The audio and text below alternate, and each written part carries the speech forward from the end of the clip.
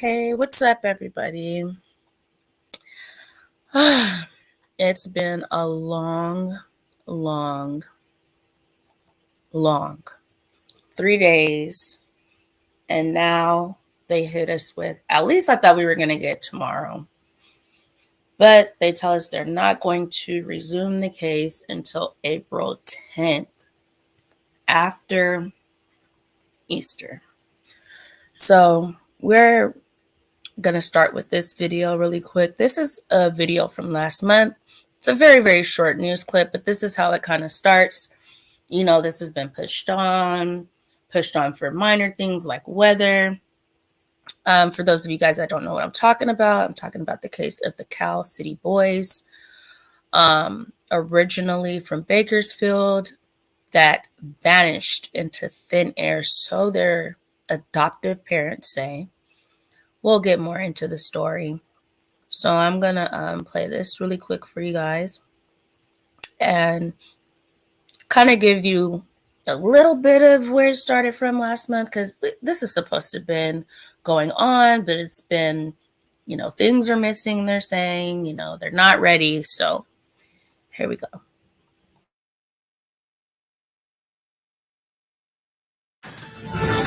We have new developments to report to you tonight in the murder case involving those two California City boys who were reported missing by their adoptive parents more than 2 years ago. Attorneys representing Trezell and Jacqueline West requested evidence today, including a 2-hour interview with one of the couple's other children. In that interview, the child allegedly made a statement the defense counsel says forms the crux of the prosecution's case. Prosecutors allege that Orrin and Orson West were killed about 3 months before their adoptive parents reported them missing in December of 2020. The boys' bodies have never been found. Attorneys will meet again on February 23rd to go over remaining evidence that is not in the possession of defense counsel. And our 17 News Court reporter, Jason Katowski, is joining us in studio with more on this case. And Jason, good evening. What did the defense attorneys say they are missing as the trial approaches? Alexia Torres-Stallings, she's one of the attorneys representing Jacqueline West. She spoke at length about a number of pieces of evidence she said they requested months ago and still haven't received.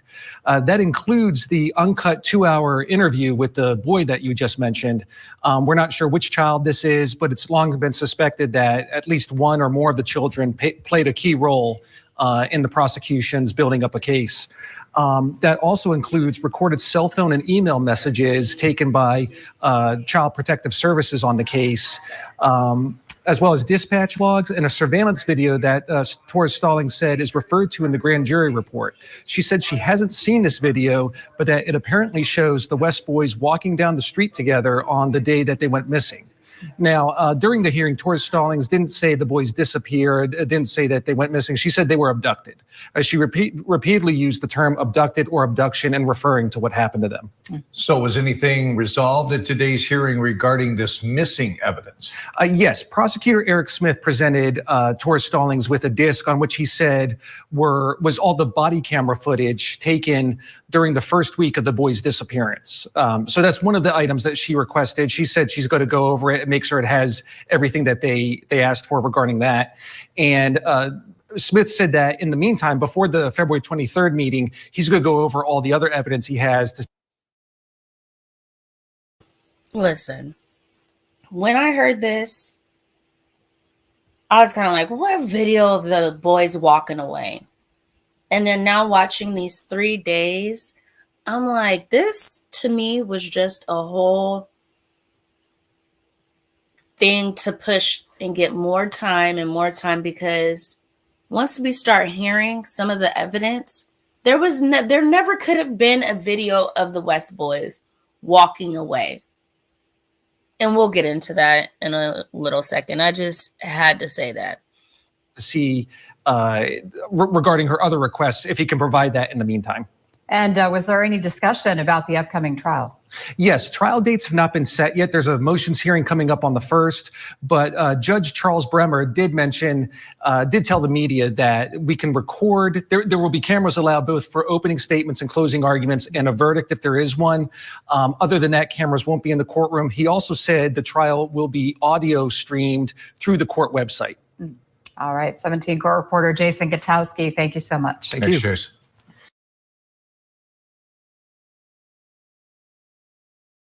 Okay, so that was from last month. And like I said before, to me, that was all just to buy more time. And I don't know why they keep pushing for more time. And Trezell and Jacqueline are not trying to speak about what happened to the boys at all. Most of all of the information is coming from the children. And we'll talk about that. I'm not going to say their names. I mean, I know they're out there, but I'll just say like older boy A, because his name starts with an A. There's 2 A names and 2 B names. So 2 older A and B. Why did I say B? I'm sorry, D. And then 2 younger, A and D. So now 16 and 6 years old, I believe, are their ages now, from the oldest to youngest, because I believe at the time, if I'm understanding this correctly, they put a lot of the stress to keep this quiet on what happened to the boys on what at that time was the 10-year-old. So I'm trying to figure out what each of the ages are exactly for each name, but I'm kind of putting that together still. So we'll figure that out as, we're going on. But here's the video from when they were going to start the opening statements. We'll do that, and then I have some reading to do for you guys. So don't want to bore you guys too much, but here we go. Let's see, add this to stream. And make sure you guys let me know whenever you guys can't hear or anything like that.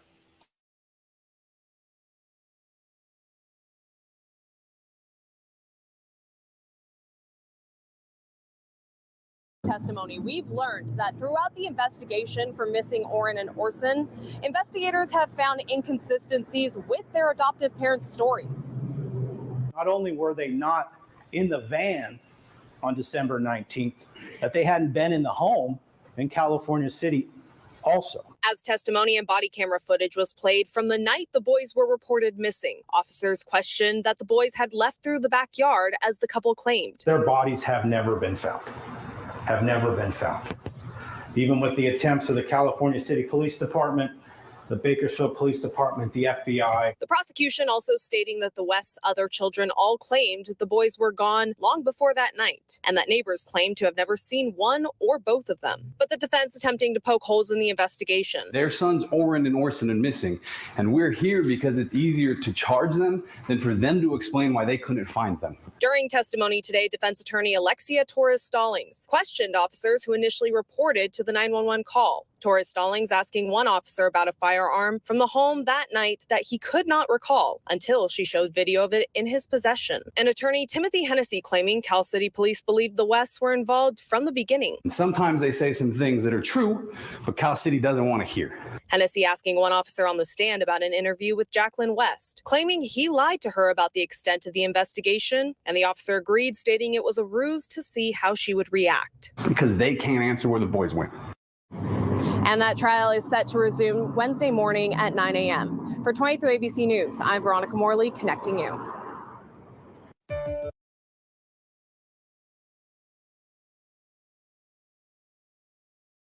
Okay. So from there, that gave you a little bit of information. But what do they mean by they can't find the boys? That's like I wake up in the morning and I'm like, oh crap, where are my keys? Like I forgot to put them wherever, in the key bowl or on the key. Some people have the thing you put it on by the door. That's misplacing I can't find. To can't find maybe one child.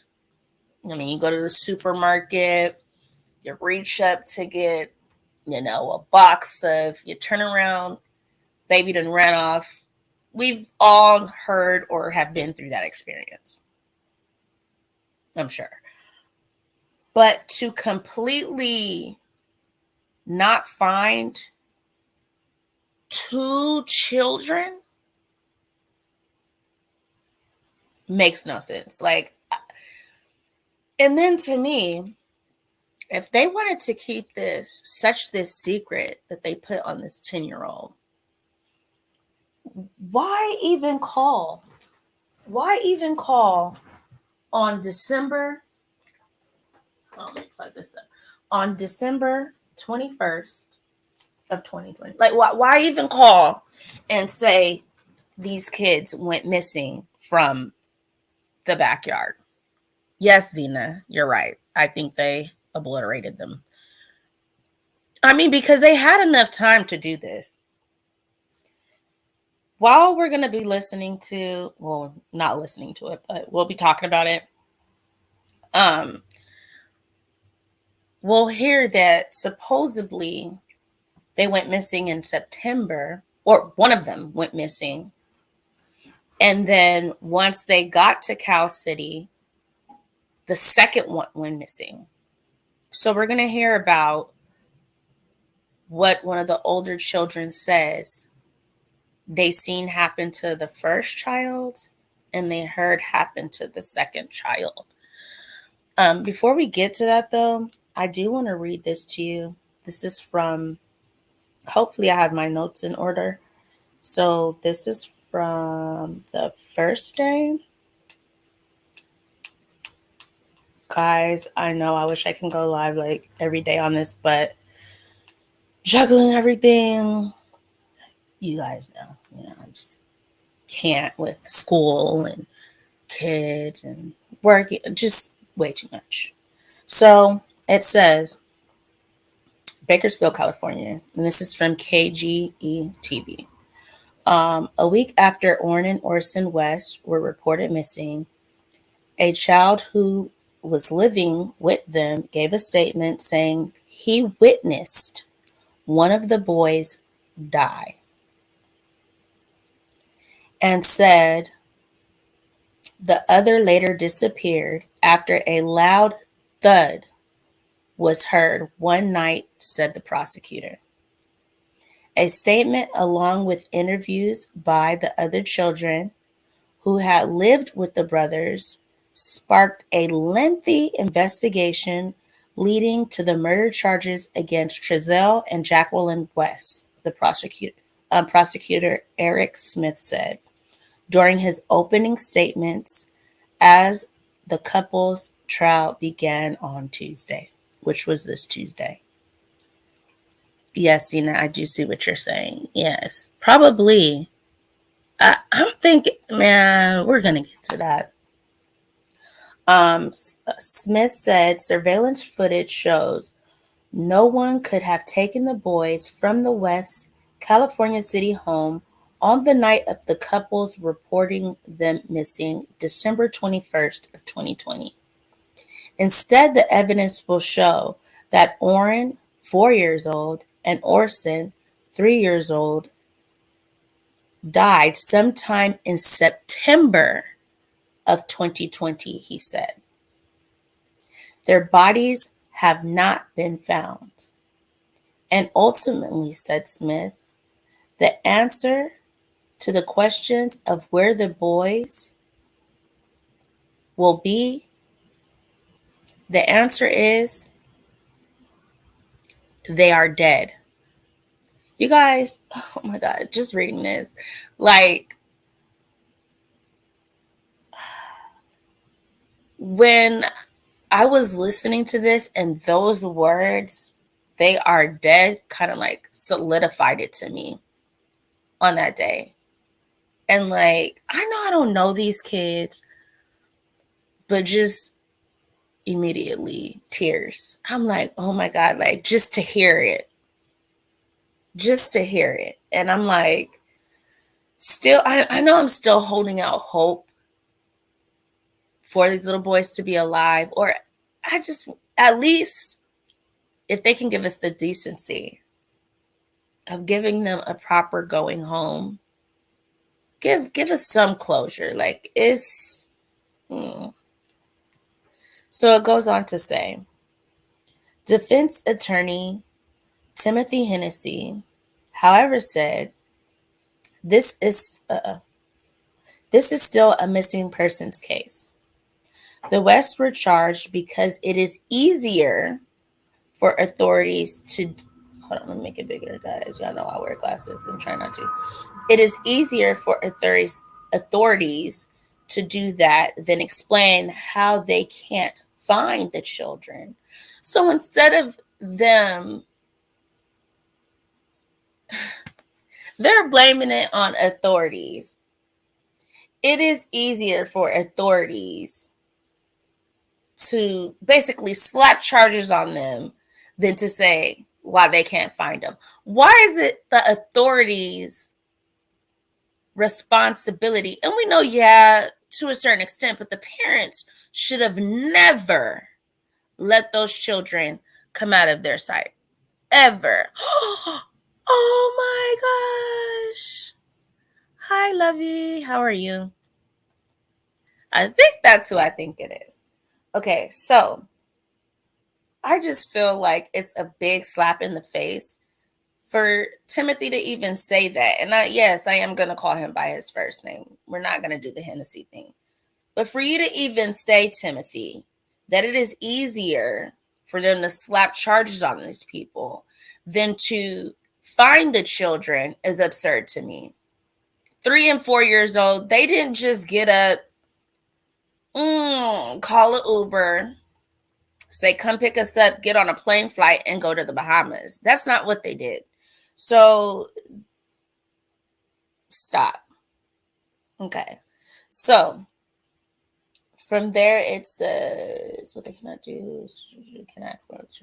Okay, Hennessy said, he said police only interviewed a couple of registered S offenders. You know what I'm saying? They only interviewed 41 of those in California City and didn't follow up on a trip from a woman in Texas who claimed to have seen Orrin and Orson. In Texas, I mean, I'm pretty sure they followed up on that lead. But why wouldn't they, question the 41 S offenders? Why wouldn't they do that? Also, he said, authorities have no explanation for a vehicle captured on surveillance footage leaving the area of the West's home shortly before Trezell West's 911 call to report the children were gone. This is a tragic incident. This is a tragic accident, is what the evidence will show, Timothy said. Accident? Sir. I'm sorry. An accident is tripping and falling. An accident is maybe the kids playing on bunk beds because we know there were 6 children in the home, one falling off, breaking an arm. If we want to put death into the situation, maybe a young child falling off of the top bunk bed, landing wrong, breaking a neck. That's one child. We have 2 toddlers missing.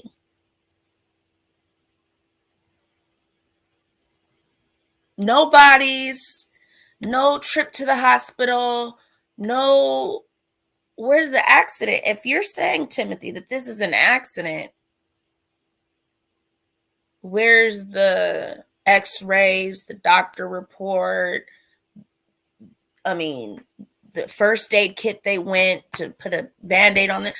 Like, we're not going to play games here with Timothy. We're not. So then it goes on to say, Trezell West is represented by Hennessy and Victor Naser, while Jacqueline West is represented by, I want to say it's Alexia Torres Stallings and Fatima Rodriguez. Torres Stallings reserved her opening statement, so we still have time to hear that. The West are charged with second-degree murder, involuntary manslaughter, child cruelty, falsely reporting an emergency, and conspiracy.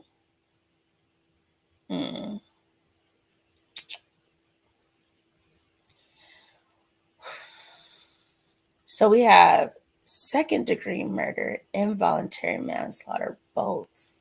Okay, I see what they're doing. Because they don't want to double jeopardy this, is probably what I'm thinking. But it would be a whole nother charge, but going on the same thing. So they put second-degree murder and involuntary manslaughter in there, probably because they're doing both of the children. So, the jury can either choose, maybe the first child was involuntary and the second one was second degree, kind of got mad. They didn't plan it, so it's not first degree. It wasn't intentional. I'm thinking that's kind of what they're going to, like their thoughts on these charges, because, yeah. If they are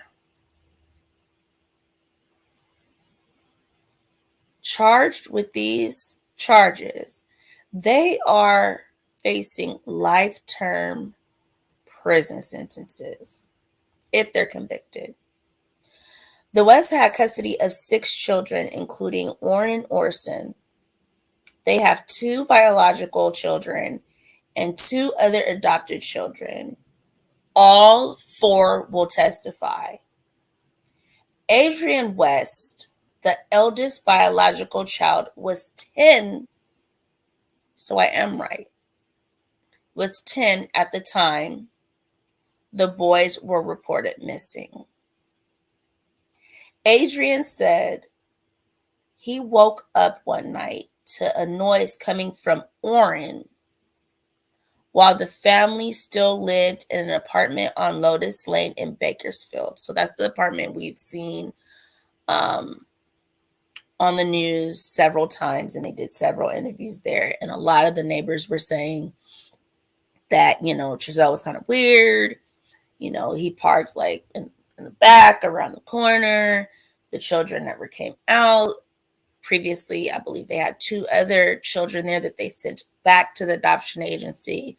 They would sneak out and go talk to other neighbors. So I believe they were thinking that was a no-no, was a jeopardy to them. That's why they sent those 2 back and ended up getting Orrin and Orson. Smith said during his opening statement, is what I said previously about the noises. Adrian said his parents got to Orrin first. Listen to that. Adrian said his parents got to Orrin first. And they watched as his color faded. He vomited and died, according to the interview he gave on December 28th, 2020. So, us running around as, just citizens, YouTubers, caring citizens, from December 28th of 2020, when this was called in December 21st of 2020. Authorities already knew. And this is what John was trying to tell us. This is why he was saying what he was saying, but he couldn't fully say it. This child already said, I seen Orrin. I heard noises coming from him. I watched the color leave his body, fade from his body. He vomited and then died. And he gave that interview on December 28th, 2020. His parents never called for medical aid, Adrian said. Instead, they discussed keeping the death hidden, the children said, according to Smith. So instead of calling an ambulance, if this was an accident, Timothy, they put this burden on a 10-year-old child to keep secret. That's why they're homeschooling. They're making sure this doesn't get out, making sure these children don't tell a teacher, I don't know where my little brother is. Homeschooling. They put this on the back of a 10-year-old child. Let's keep this a secret. Wow. The West asked Adrian if they should tell someone or keep it a secret, says Smith.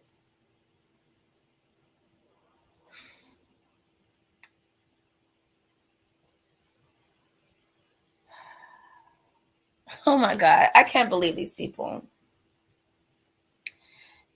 And what he heard, Adrian said he wait. Hold on. Wait. Okay. What is that? Okay. And what you'll hear through testimony, Adrian knew if they told, they would be taken from their parents, said Smith. So he didn't want to say anything because he knew he's looking at children. This is their biological child. So he's looking at children coming in and out of their home. And he's like, look, this is what happens to kids that go in these homes. Oh no, I want to stay with my parents. So he vows to keep this a secret. Orrin never made it to California City. And Orson was only there for 4 days, according to Adrian's interview. Are you guys hearing me? So supposedly they were running from one, I'm going to call it, in my opinion, murder, because you did not try to seek this child attention. I don't know what caused the noises and the vomiting and the stop breathing, but I'm going to call it murder, because if you didn't call to seek help for this child, you participated in this child not living, because there could have been a chance. But Orson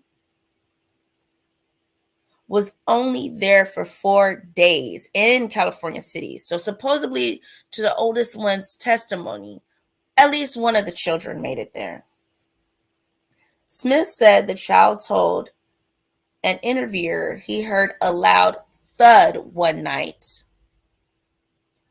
Orson had been at the home the day before, and the thud was heard. The child said, according to Smith.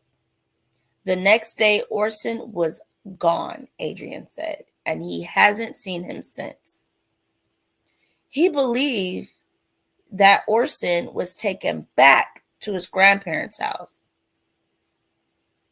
Adrian said, according to Smith. The trial is expected to last into early June. For more details, You guys, I don't know how you guys feel about that information, but I know I'm going to drop the link. I am going to drop the link, but I am going to still go on to day 2 and then what we heard from day 3. But I want to know what you guys think about the information we're hearing. I know I'm doing a lot of talking, but I want to get this information out to you guys, the ones that especially have not heard any of the information, gotten a chance to, or is able to receive the information where you're at in your state, country, whatever. Just trying to get some understanding of what's going on here to you guys. In the meantime, I am going to play another video for you guys. And we're just going to go through this together. I mean, I can't begin to say how I feel. Hey, how are you? Good. I listened to it today. I missed that opening statement though. You missed the opening statement. So that was some of the information from the opening statement. Yeah. So at least you know some of that went on then. I'm also going to talk about day 2, and Okay. you know, you heard some stuff from day today at least, right? So we'll get to that. So I'm going to play this really quick, and we'll talk about some things. This is, ladies and gentlemen, this is Trezell West. This is Jacqueline West. And their 2 sons are missing. Their sons, Orrin and Orson, are missing. And we're here because it's easier to charge them than for them to explain why they couldn't find them. This is the last known photo ever taken of Orrin. It's recovered from the cell phones that were seized in this case.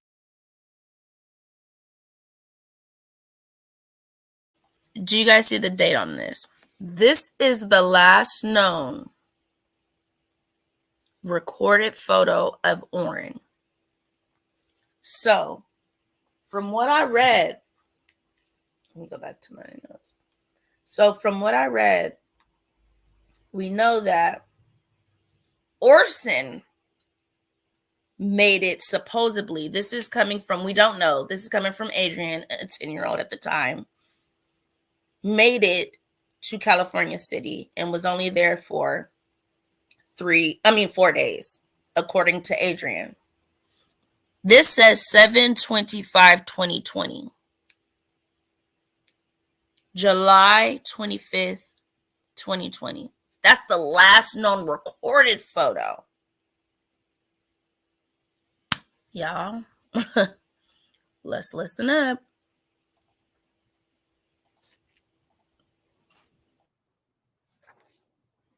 This is the last known photo of Orson, taken in the apartment at Lotus Lane, July 25th, 2020.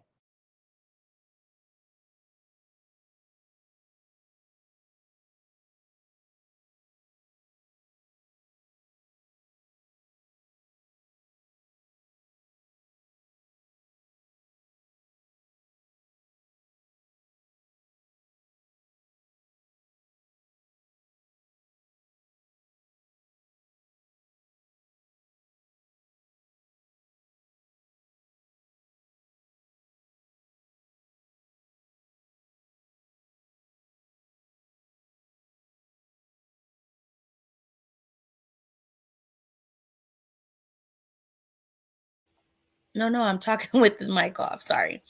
But why are these the two photos that are the last photos that are seen of these two babies?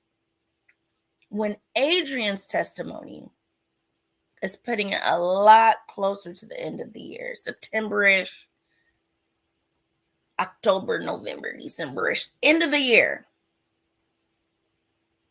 And these are the last photos. So we got to take what Adrian says with a grain of salt, because we know that he could have been coached, and I'm pretty sure was coached by his parents, but he also know he's in the world of law enforcement. So he's kind of trying to, appease both sides. So they kind of got to, listen to what he's saying and try to pick through it, if you know what I'm trying to say. I'm sorry. In one of the interviews, and it'll be played for you here. What'd you say? It keeps buffering for me back here. So. Uh-oh. Are you guys able to hear properly? I hope so.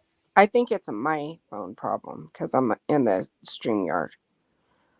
Okay. I just wanted to let you know if I'm not responding. Okay. Thank you.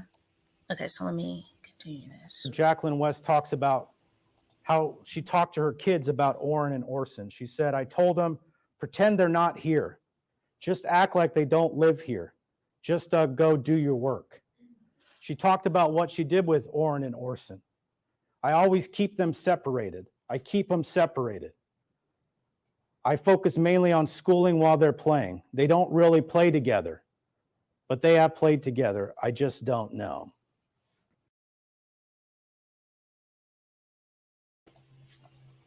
This part got to me. And Jeanette, I don't know what you felt about this statement, but when he said they have never played together, I'm wondering if he is referring to Orrin and Orson has never been able to play with each other and they keep them separate while she's working on schooling with the older ones, or if Orrin and Orson are together only and they keep the 4 older ones separate. I was trying to interpret what they were meaning by that. I'm just like, I don't know. Hey, Mike, how are you doing?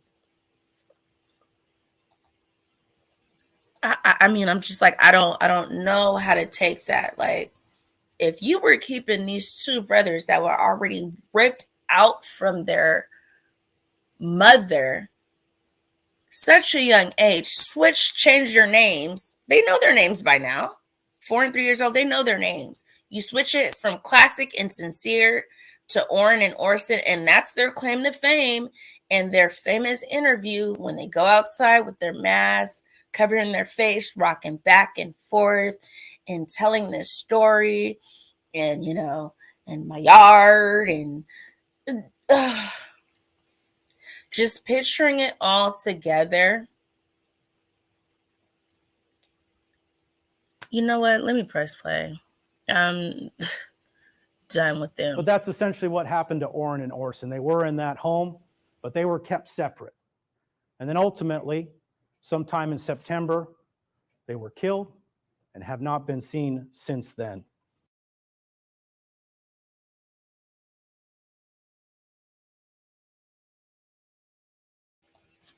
Jeanette, are you still buffering?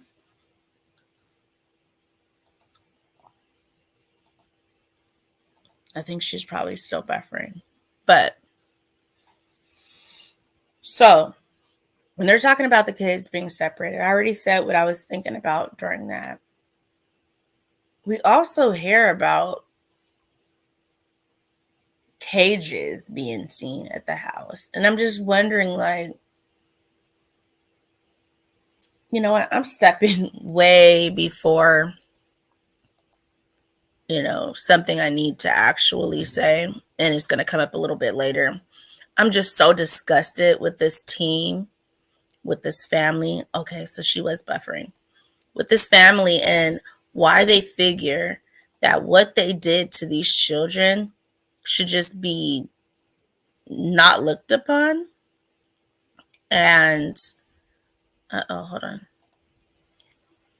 Hold on, Nat. I see you, but I'm popping up this really quickly, and I'm going to click you on there. I do see you, though. Here we go. Hey, Nat. Hey, I'm sorry. This phone doesn't do well. It's okay. I was asking a question, and you probably didn't hear this part of it, but when they were talking about how, she says, I keep them separate during, play and schoolwork. I keep them separate. I was wondering, are they saying they keep Orrin and Orson separate from the other children? Right. Or do they just keep Orrin and Orrin separate, period? Like, they can't be together. What are your thoughts on that? I don't know, because I've been watching the trial. Ooh. And I'm getting the feeling that they are leaning towards, they're trying actually to get reasonable doubt for sure, because that's what they have to do to win. But I'm getting the feeling that they're doing what? They're trying to get reasonable doubt because that's what they have to do to win. Well, but yeah.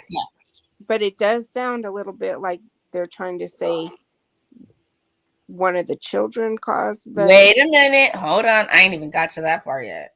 Yeah. We're going to get to that part. Okay. We're going to get to that part. But I'm just, the things that bother me is keeping them separate. It was an accident, Timothy keeps saying. But what do you consider an accident? An accident would be something that you would report right away and not hide. That's what I'm saying. And that's what I'm saying. What happened? An accident, I would believe it if maybe it happened to one child and they reported it, but two can't be an accident at all. At all. I was kind of saying something like, say if a kid's jumping on a bunk bed, jumps, falls off, lands wrong on their neck or something. Okay, accident, boom. We're not going to keep this a secret. We're going to call and see if we can get some help. We can get some aid. Oh my gosh. Right. That's an accident. That's a, oh my gosh, situation. But to not seek for help and then call, your 10-year-old is hearing and seeing all of this, saying, I seen the color go from his face. I seen him vomit. Mm-hmm. And then you say, shh, we got it. Should we tell her? Should we keep this a secret? Why are you even leaving that into the hands of a 10-year-old? Call the paramedics. It's like, what happened for that to happen? Truly happen, not what Well, you're telling the child happened. Like, I mean, I think maybe somebody that doesn't believe in the legal system and might think that they would get blamed either way because they're paranoid might not report something like that, but that wouldn't be two. You know what I mean? So if they did that, if an accident happened to begin with, then they certainly killed the second child to cover it up.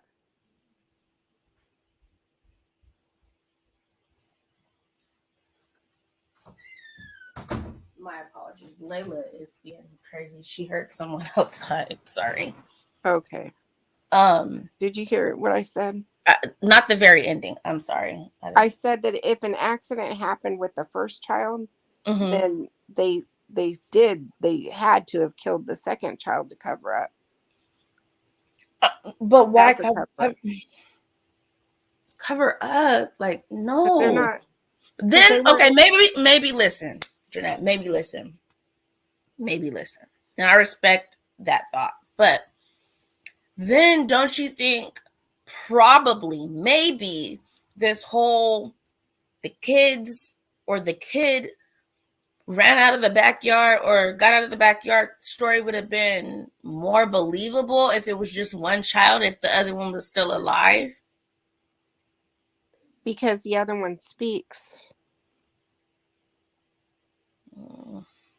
So if it was a younger child that went first, the older one speaks. But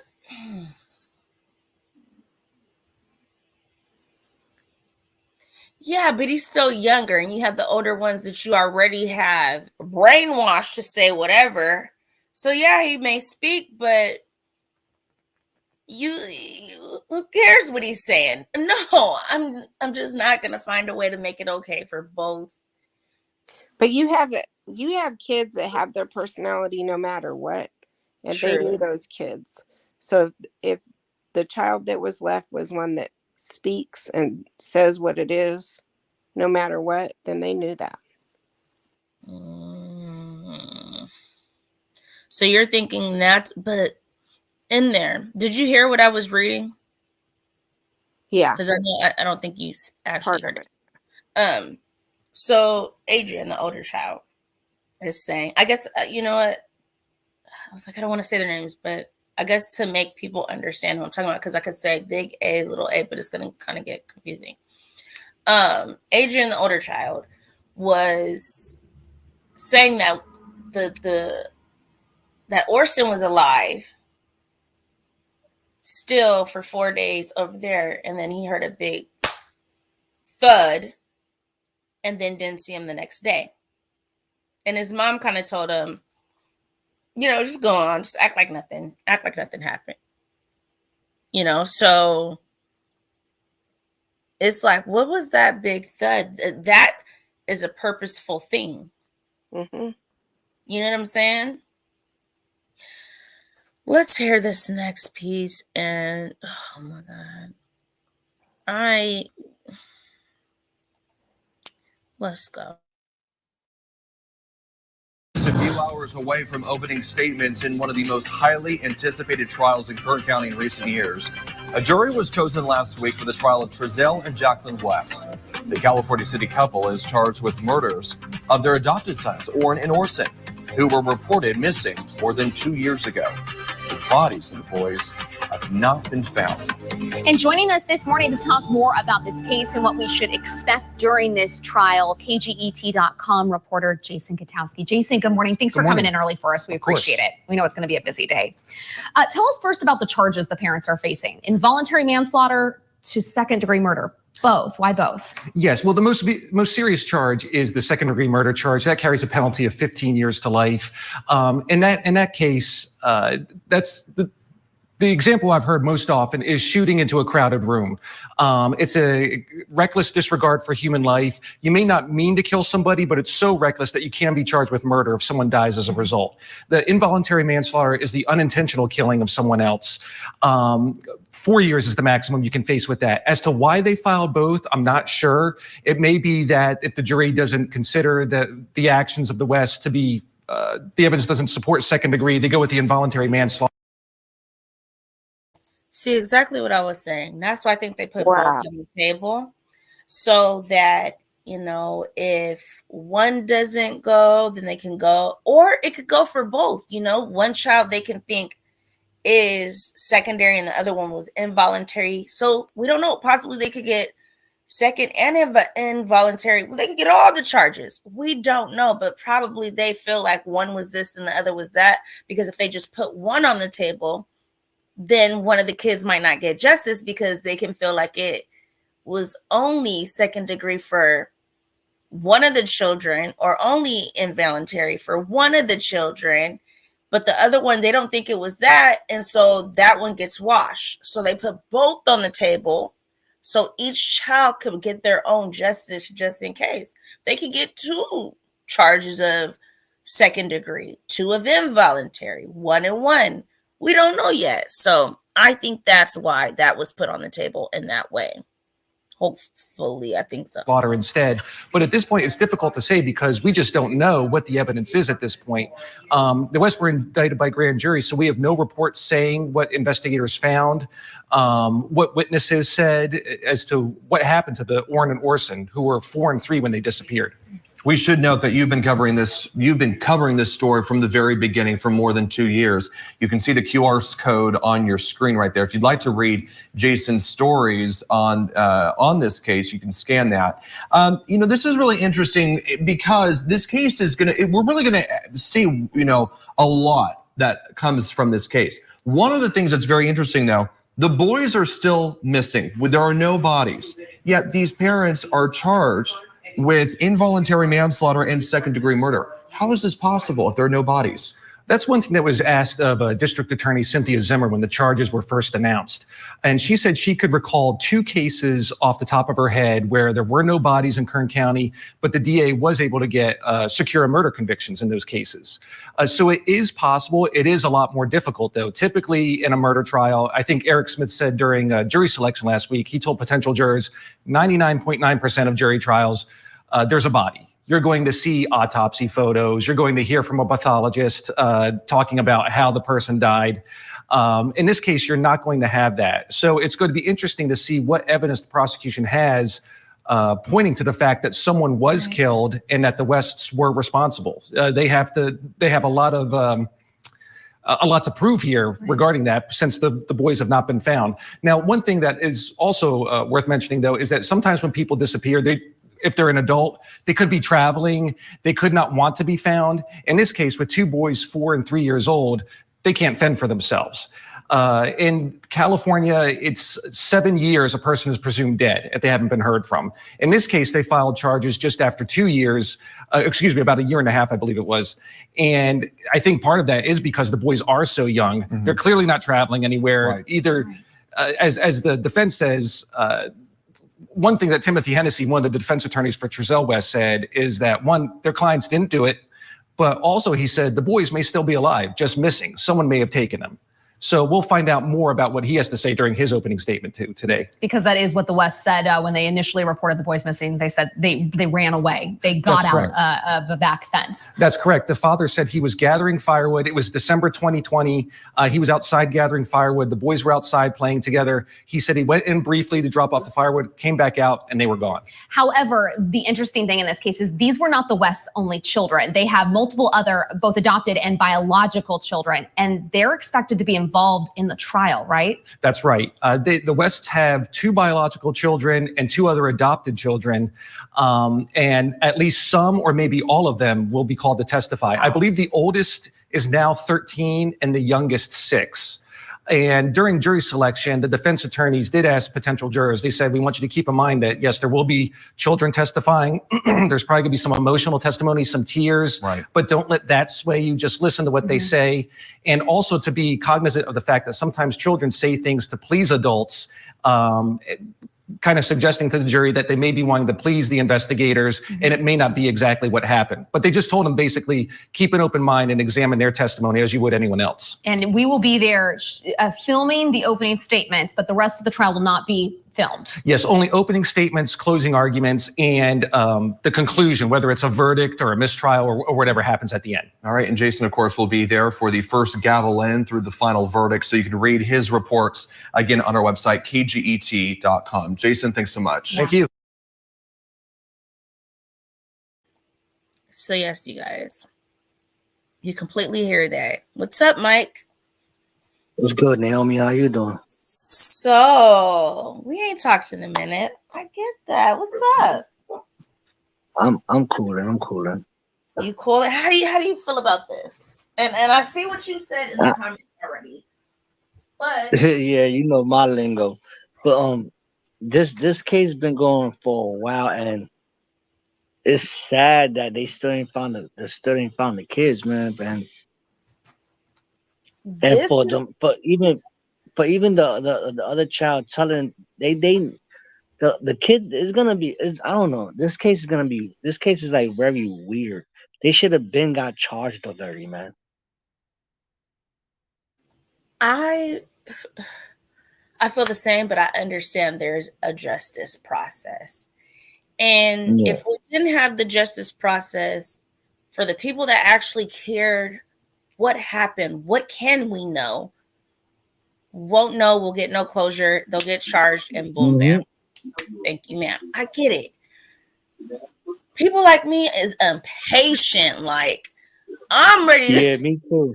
I'm like, Me too, yo, like, yo, what I lock gotta do to get in there with Jackie? But I already know she in there Lock on these dudes up, man. That's what I'm on. Lock them up. PC. I want to ask her some questions. Like, for real, they are in this courtroom looking so stoic, looking like statues, looking just empty, like they're And not and on they trial for 2 children missing. It's not like they had to be on some Bonnie and Clyde and went on yeah. like some, you know what I'm saying? These are kids, Yeah, 3 these are and children 4. they should at least, since they already gonna do this, since they already doing this for what, 2 years, 2-3 years already, they Yeah. should already say, you know what, this is what happened. This is what happened. This is what happened.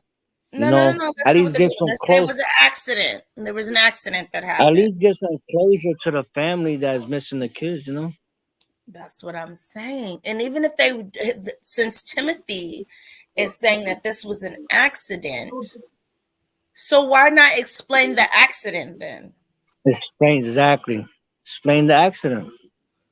Why are we going through a whole Back and trial in forward shit. China if it was an accident? But explain to me this, Michael. Well, How do we have 2 accidents? I mean, anything is possible, but a 3 and 4-year-old adopted children, brothers that are mhm, already, the mother was already seeing some signs of like, yo, my kids are looking abuse. malnourished. Yeah. So I how see it as,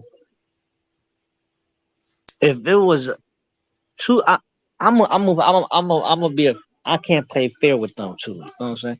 Because if one has an accident, usually 2 people don't have an accident at one time. You know what supposedly I'm it saying? wasn't at Like, one time. It was, a little bit of but time in so between. yeah, but Or if it are you was saying one, the same 2 people back to back don't have that? What are you saying? yeah, they don't have no, they don't have accident back to back because they children. You know what I'm saying? Okay. Children do have accidents, but this is adult accident. I don't know what is going on with the accident. Like, if something happened to one child, at least you should have came out and said, "Yo, listen, this is what happened." But if Right. both childs are missing, so that means the accident happened on one child and then you killed the other child allegedly. That's what I'm You killed worrying. You feel what I'm is this case is like they should at least say, you know what? I messed up. This what happened, and I was just felt sorry, and I don't know what they felt. This what happened to one child, and yeah, accountability. Yeah, hold yourself accountable for your actions, man. Accountability. Death penalty. I mean, yeah, you might want to hold it down and be quiet, be solid. I get it. Because these people don't got nothing for you out here when something happened or whatever. I get it. They trying to save face. I get it. I understand. Yeah. But just be so cold-hearted. I haven't seen this is cold-hearted cruelty. I haven't seen a red eye. I haven't seen an emotion. I have seen a nothing from the both of them. This is called cruelty right here. This is like real cruelty, you know. Especially and then the system that we living in now, like we taking these kids away from a environment and putting them in another environment that you thought it would be better, but it's like worse. You're taking them from an okay, decent environment. You think a little issue here and there, and then putting them in an environment. Throwing them to the wolves and shit like that. And it's like raw meat. They should start go. They should start taking lie detector tests on these parents that's going to take these kids in. Supposedly we never heard about the lie detector test they were supposed to take, and this and this and this and that. In the beginning, they were supposed to have taken these lie detector tests that we never either they took and we haven't got the answers, or they never take. You know what it is? You know what it is, Naomi? That don't hold in court. The lie detector test doesn't hold in court, but I mean, you can still get a. Oh yeah, we did get a test. It was inconclusive, or it was positive or negative, whatever. You still can get that. It won't hold up. But I don't even believe in those tests either, because I have a relative that took a test, and like I know like the questions that they were asking were like for real true, and some of them came out like to be wrong, and like I'm like, well, how is that wrong? And I know for a fact that's like, so I don't really believe them. And I believe people can manipulate them. You could be under the influence. You gotta be a professional to do that. And we know that Trezell supposedly Trezel's trash can, when they looked into it, was stacked with bottles and bottles, empty bottles of Jack D. So he was just trying to drown his soul away. Like, I don't have nothing to do with this. We moved over here. Like,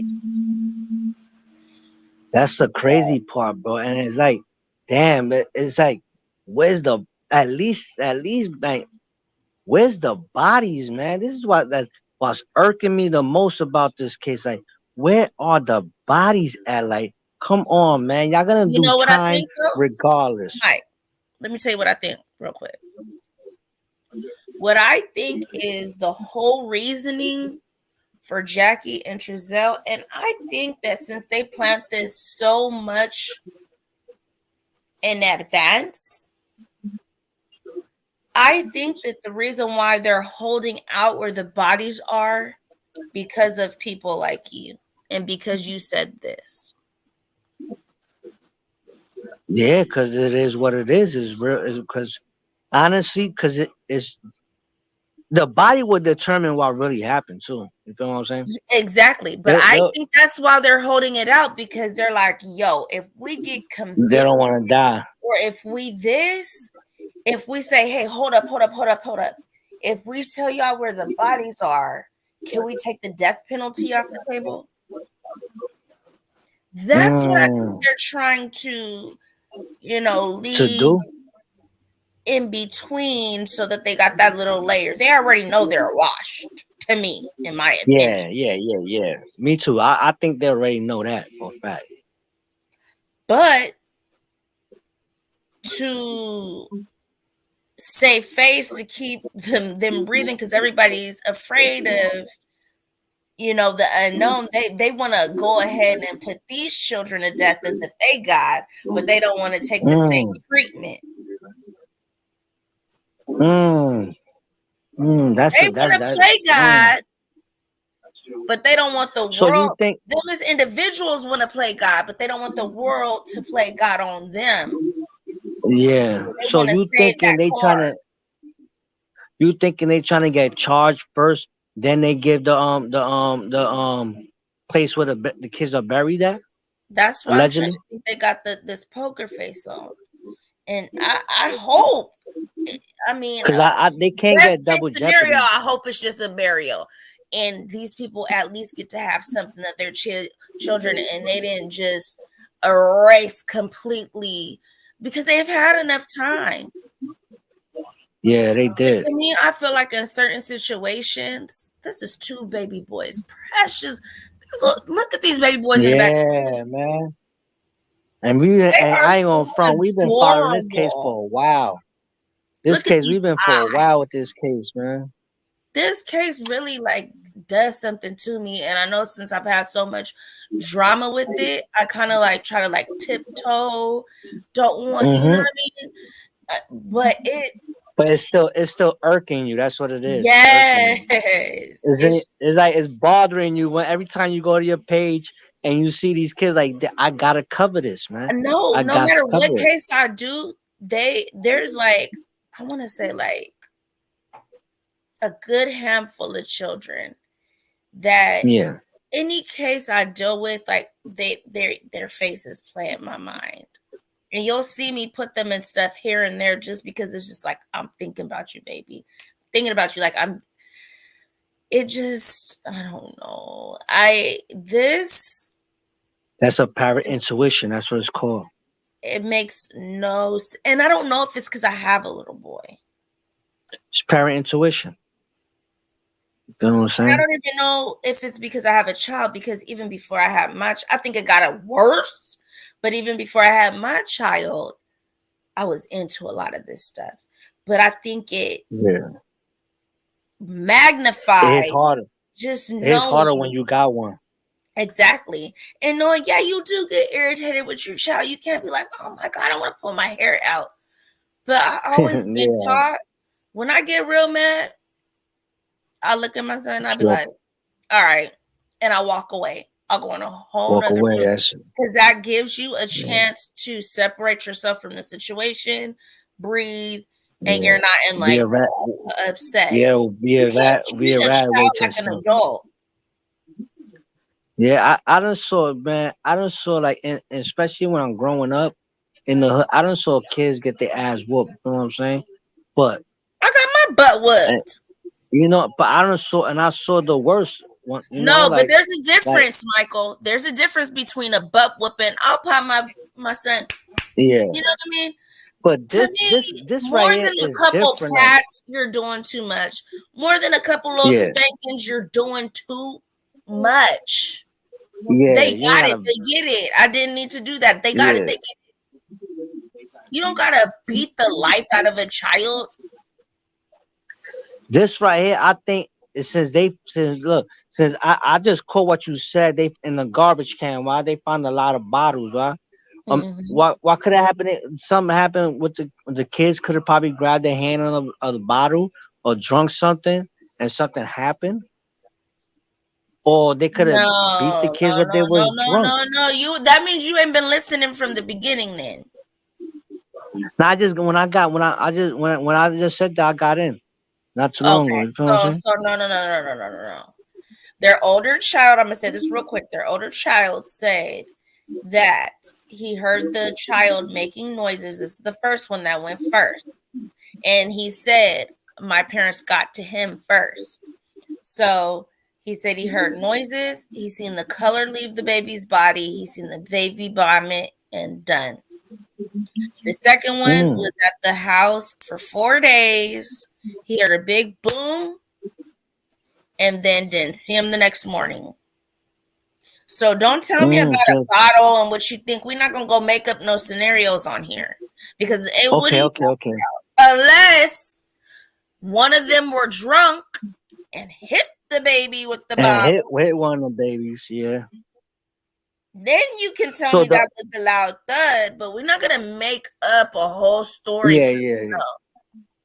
yeah. You So correct, real correct. quick, we're But gonna hear this, and then we're gonna get back to so it. that was their child that said that they saw the one kid Their throwing up and the other kid. biological child, yes, Oh, said okay.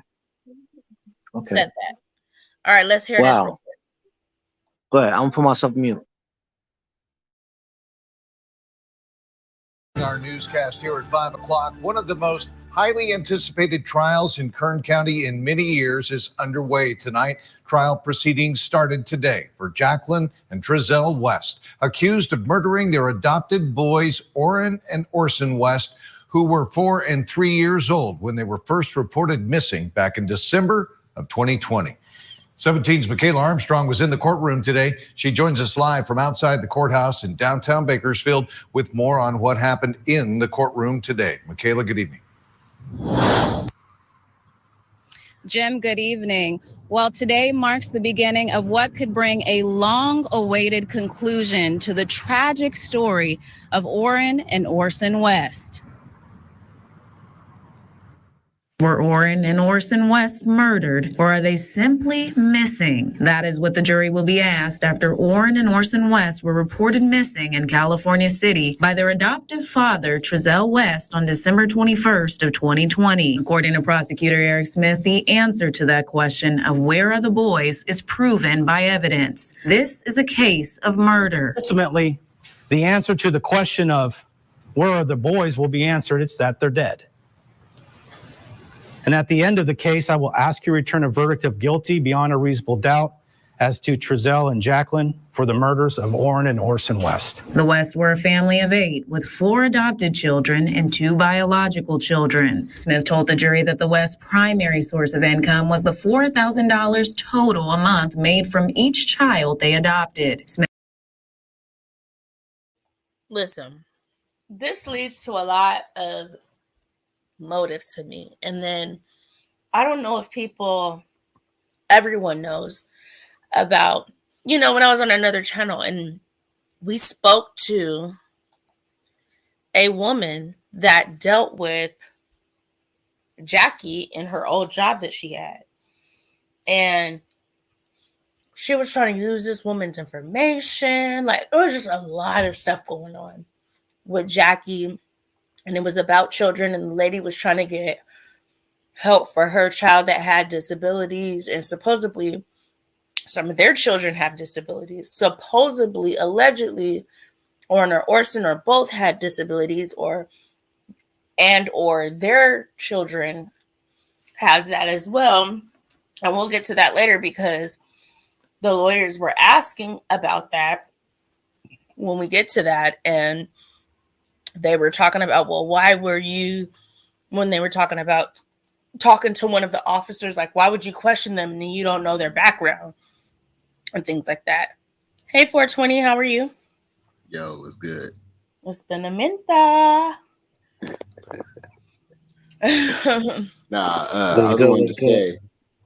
just wanted to say, man, you know what this sounds like? I hate to even say it, but it sounds like that cartel shit, that human trafficking shit that be going on in California. That shit's heavy. It's big. It's heavy out here. Heavy. And, you got, I don't know if, I don't really follow the story like that. That's just not my thing, but, I'm supporting you and listening to you and what you got going on. You may be able to tell me this answer. Were they like financially like in trouble, like before they adopted kids? Like, what was it like? What was like their living situation? What it sounds like to me, from just what I know and in my opinion, because I don't want to put stuff out there that's not factual, but just from what I know, supposedly Trezell, he was making money off of doing beats, music, and little odd stuff like that. At one point, Jacqueline, and the only reason why I know this is because I personally, me and my mother, spoke with a woman that dealt with Jacqueline, because this is how her whole name got when I was looking up her information, and another person was as well, found out a person that she said she was related to. She really wasn't related to, but she asked this person that she was, you know how you call people and be like, hey, you know, can I get your information right? You know, when you're trying to get like your medical right or whatever. She asked this random person because she used them as a reference. Used them as if they're her like relative. And that's how, I don't know if you remember in this whole case, how like the Cherry lady got into it. Like random people got sucked into this case because I believe she was using people for references and doing this because they knew that they were in this mess. She kept saying, like, I keep sending my son's information in and everything, and we never get anything back or any help for his situation. And this is the first time I'm actually opening up about some of the things that were going on then. And that's only because this is in trial stages. You know, maybe later on I'll let my mom explain because she was talking to her in Spanish. Because I remember you said your mom speaks Spanish, and that's her first language. Yeah. The lady spoke Spanish. So I remember you saying her and your mom communicated. Yeah. And so I kind of let her, because she was afraid. She was like, am I in trouble? Am I in trouble? And we're like, no, we're just trying to find these two babies. Yeah. So because I look at it like this, like if they're, you know, that's how they kind of did Chris Watts low key. They spared him the death penalty if he told them where everybody was, and that's what he did. And see, I think that these two don't got that option because I think they low key don't know where they are because I think they gave them to somebody. To be honest, I honestly think so. So why would listen?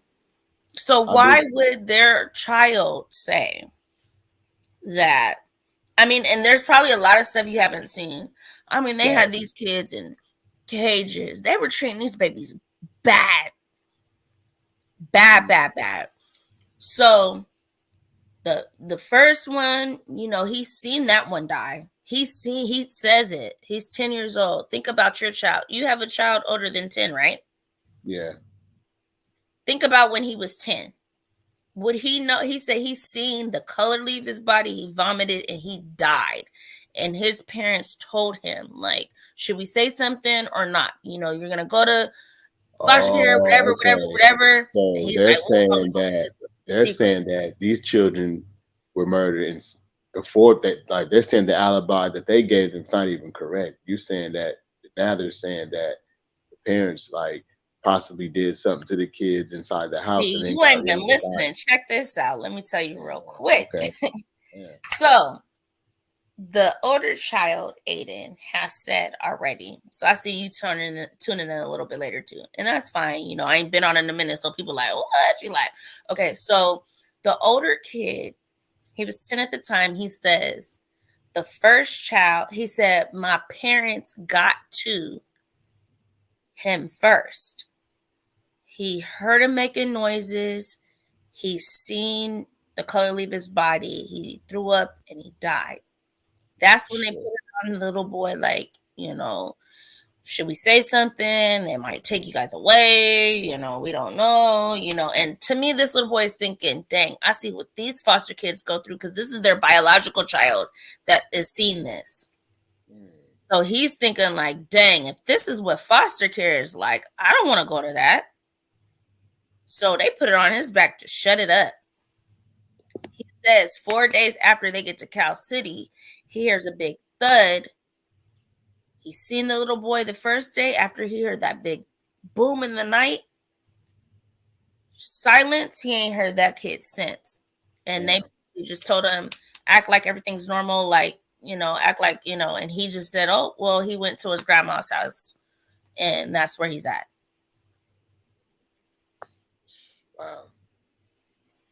So all that human trafficking, BS, people trying to pull, and I know it's very, very prevalent out here. Yeah, now I don't think that now because I didn't know that what you just said. Now that you said that, yeah, it sounds like okay. Now it sounds like they murdered them and buried them somewhere, and they just probably not I mean, California City is desert, so it's miles and miles and miles and miles of anywhere you can go pick a spot and you can bury anybody. And I mean, you could put it right next to the side of the road, because when it gets dark there, it's nothing there. It's nothing black there. Yeah.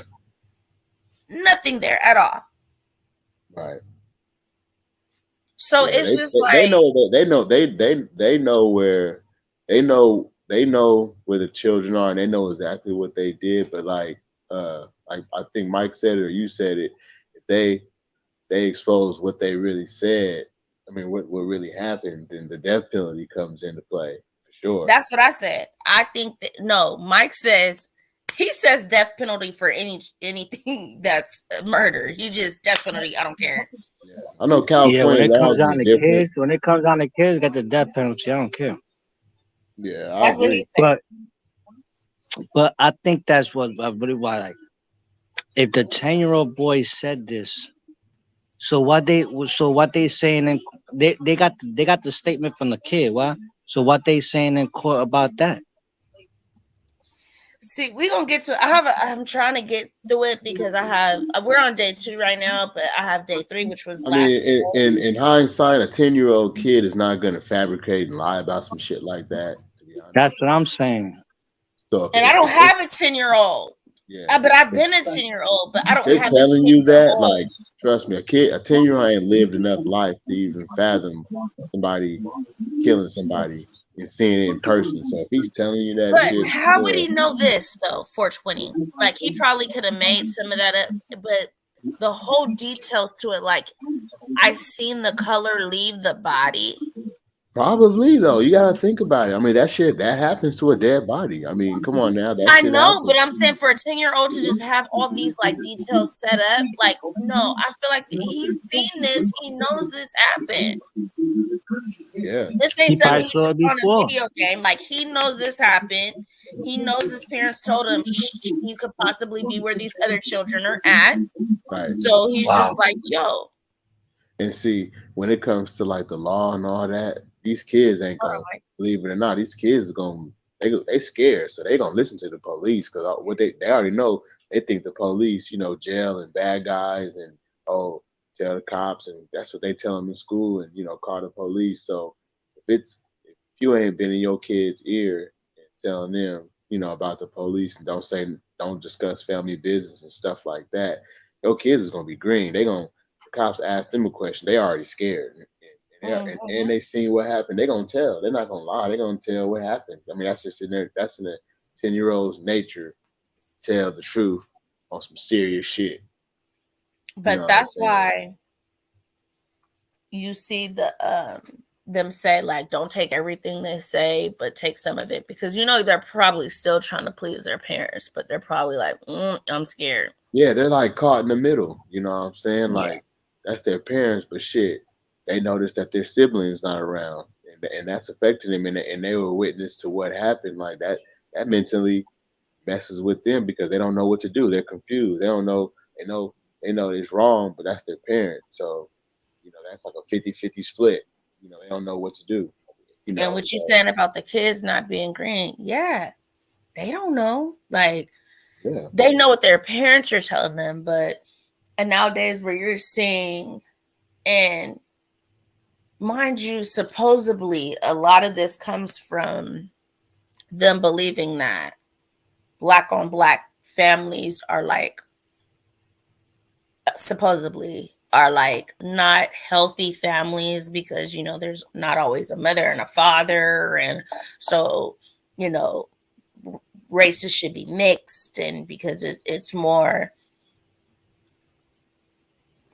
likely that whatever together and stuff like that. And so it was just like some weird stuff that was being said, and I was just like, what? Like, stop. There's many of black families, especially a long time ago, you see a lot of black men and women that's been together for 50-60 years. So it's just like, this is BS. We're not going to do this. Oh, I'm sorry, Mike. I didn't mean to keep you on there. I was going to take you off. I'm sorry. You could pop back up. It was just real quick. You had a lot of stuff in your background.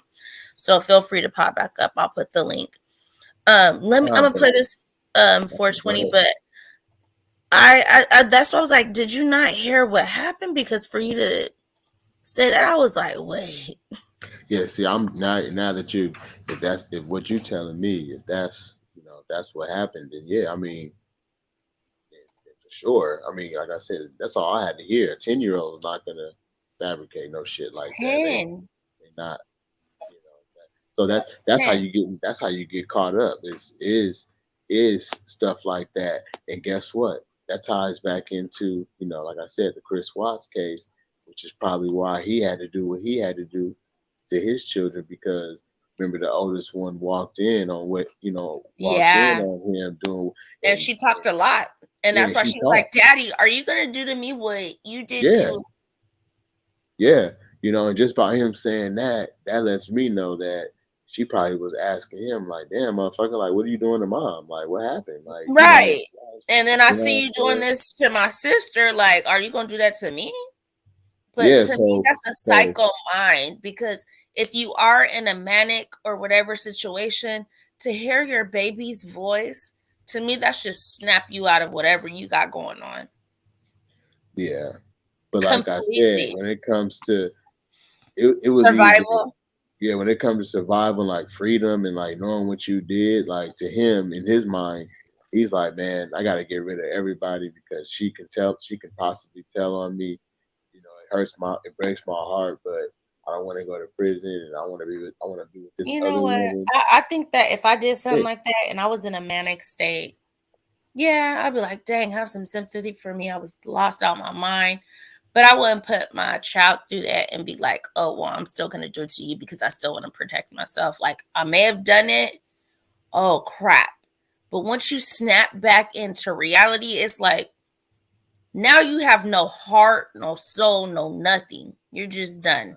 Like, you're completely selfish. And I would rather be like, I just hope the courts have some whatever on me. You get life, at least you're still alive, whatever, you get whatever you get. But that little baby does not deserve what you put, you know what I'm saying? And see, a lot of people got to realize too, like, living in a city like that out there in California, people here in California, it ain't all, the whole state ain't all populated and cracking like people that. Don't know. People don't understand that. When people think California, they think San Diego, they think LA, they think lights and Oakland, San Francisco, all that type of stuff. That's what they think. So when you hear, when you go to California City, and this is and how small that city is, I mean, it's easy to get away with you can get away with more stuff out there because it's such a smaller populated city, and it's in the middle of nowhere. As you can see, their resources ain't the best when it comes to police officers and We've shit like seen that. And I think that's why they chose that area when they went and did this last part, because we seen they was like, what do we do? And that's why they also said that. And this kind of scares me because I don't know if people think this is a big thing when they say, well, in Kern County, not just California City, Kern County, there has only been 2 nobody cases that lawyer can remember her whole time working that actually got convicted. And they're saying like 99.9, 99.5 and plus normally has a body attached to it. These are 2 bodies we're talking about now. Go ahead, Jeanette. Well, I'm gonna jump down after I say what I'm gonna say, because Michael made it come to my mind that, like, we do live up here in an area where there's a fentanyl problem, and children are getting a hold of fentanyl and dying. 2 kids back to back. No, I'm not saying both. I'm saying the first one that was throwing up and died probably got fentanyl or some kind of drugs in his system. and then they covered it up because the one that was left speaks.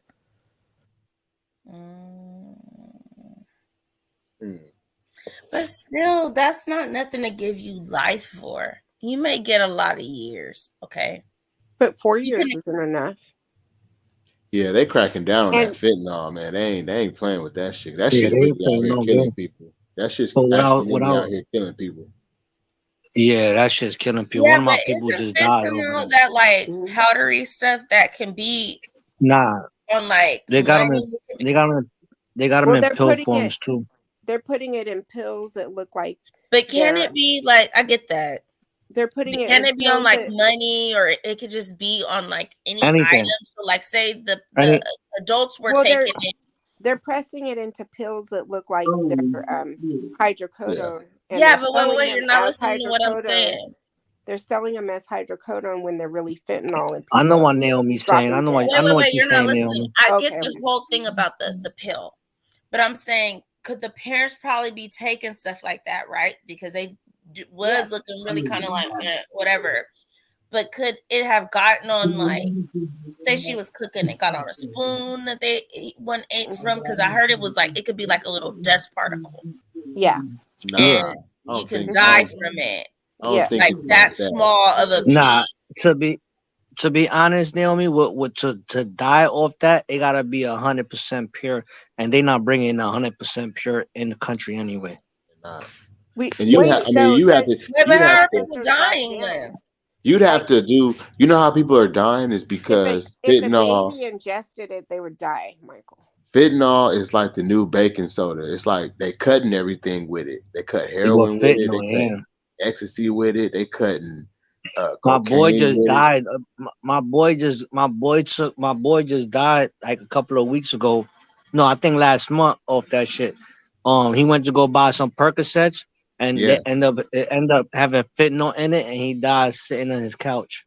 Yeah, they cutting. I'm telling you, they cutting everything and repressing or whatever they're mixing the fentanyl Yeah. into whatever it is they already got. And that just boosts whatever that is that you're taking. But they're not Yeah. realizing some people don't pop just one. They may pop like 2 or 3. But if you mix in like Yeah, my boy fentanyl, popped 2 of them shit. yeah, you're gonna overdose off that shit for sure. You know, it's easy to overdose. And, you know, motherfuckers probably ain't telling you that they cutting it. You just think you got some good dope, Yeah. got some good whatever, but it's really got laced with fentanyl. If you doing too much of that shit, yeah, it's gonna kill you. I have a friend that, I don't know if you guys remember, I put it on private, but I went to her funeral, and that was my best friend in elementary, like besties. Like everybody thought we were twins. We went everywhere together. We lived like not too, like could walk to each other's house type ish. And her kids even came to like, I mean, like just our families were really tight, you know. But as we got older, we kind of, you know, started going on our own. But we still knew, you know, who each other was because we're so close to each other. All of a sudden, I get first her mom passes away. Then she was it her first? No, then her sister passes away that I was also close to because all was cool with, and she passed away from like drinking and driving, went the wrong way on the freeway, crashed into an oncoming car, boom, done. Then not too long after that, like she was crying, she's like, I can't deal without my mom, my sister, boom. That she was taking some pills or something like that, and her children watched her pass away. And I mean, people won't fully say it, but I'm guessing, you know, it was off the fentanyl or whatever the case may be. And boom, and it's just like, when I went and looked at her in the casket, I'm like, I can't believe, like, someone I was like, you know, it's just like, boom, like, so I don't know. It was just like crazy to me. So, oh, wow. And it says you could die from touching It's in it. America. It's in America for sure. Yeah, It's, you could die from touching it, but it gotta So be where does this stuff 100% come pure. from, though? Well, I don't even know. Honestly, you know I really what? can't tell you. Fentanyl is I forgot what it is. Because you know how they say opiates come from the poppy plant, right? Nah, fentanyl is like Yeah. it's something that the medical industry uses already for something. I gotta.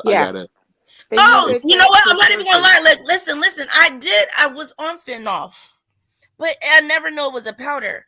I had a surgery done, Yeah. and they put. This was way before they even start talking about fentanyl.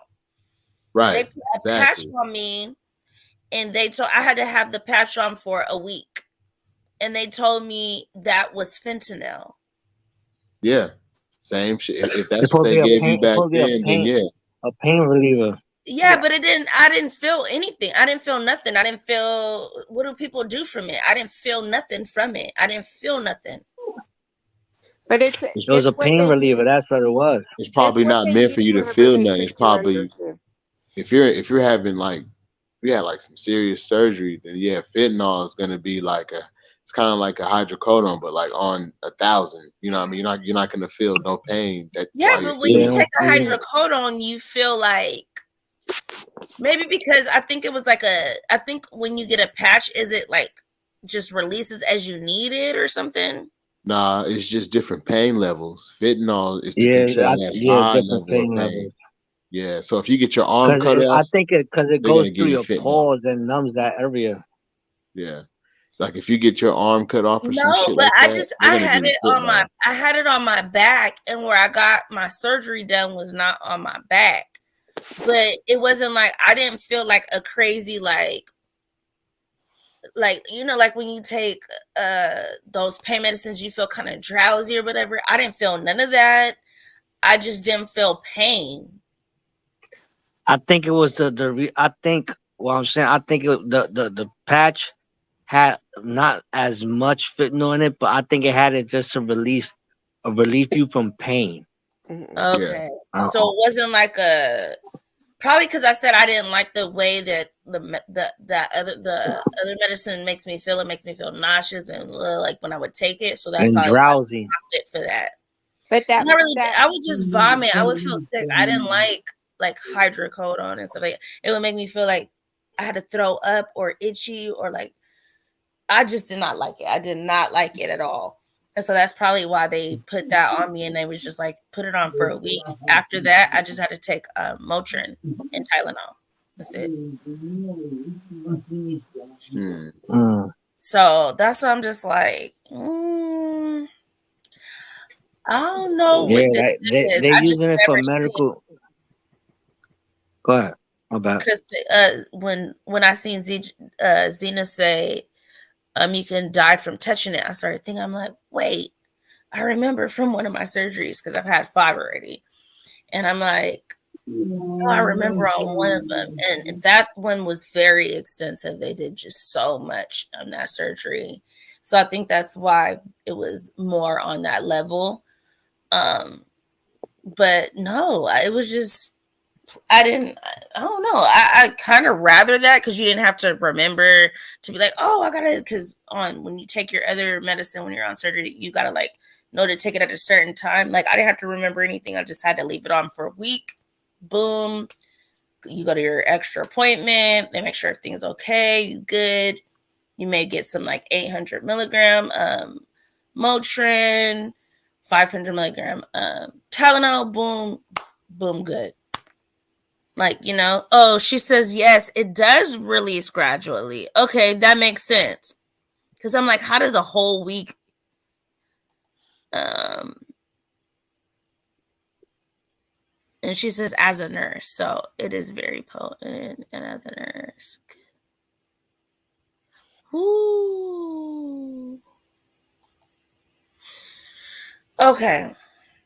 But isn't, so as a nurse, I mean, I'm sure it's like a give it in anytime I see it on these channels, it looks like it's like a powder, like the stuff. I think it is. I don't know exactly what's the beginning form of it, if it's powder, liquid, whatever, you know what I mean? I don't know. That's the beginning level of China White, you're saying?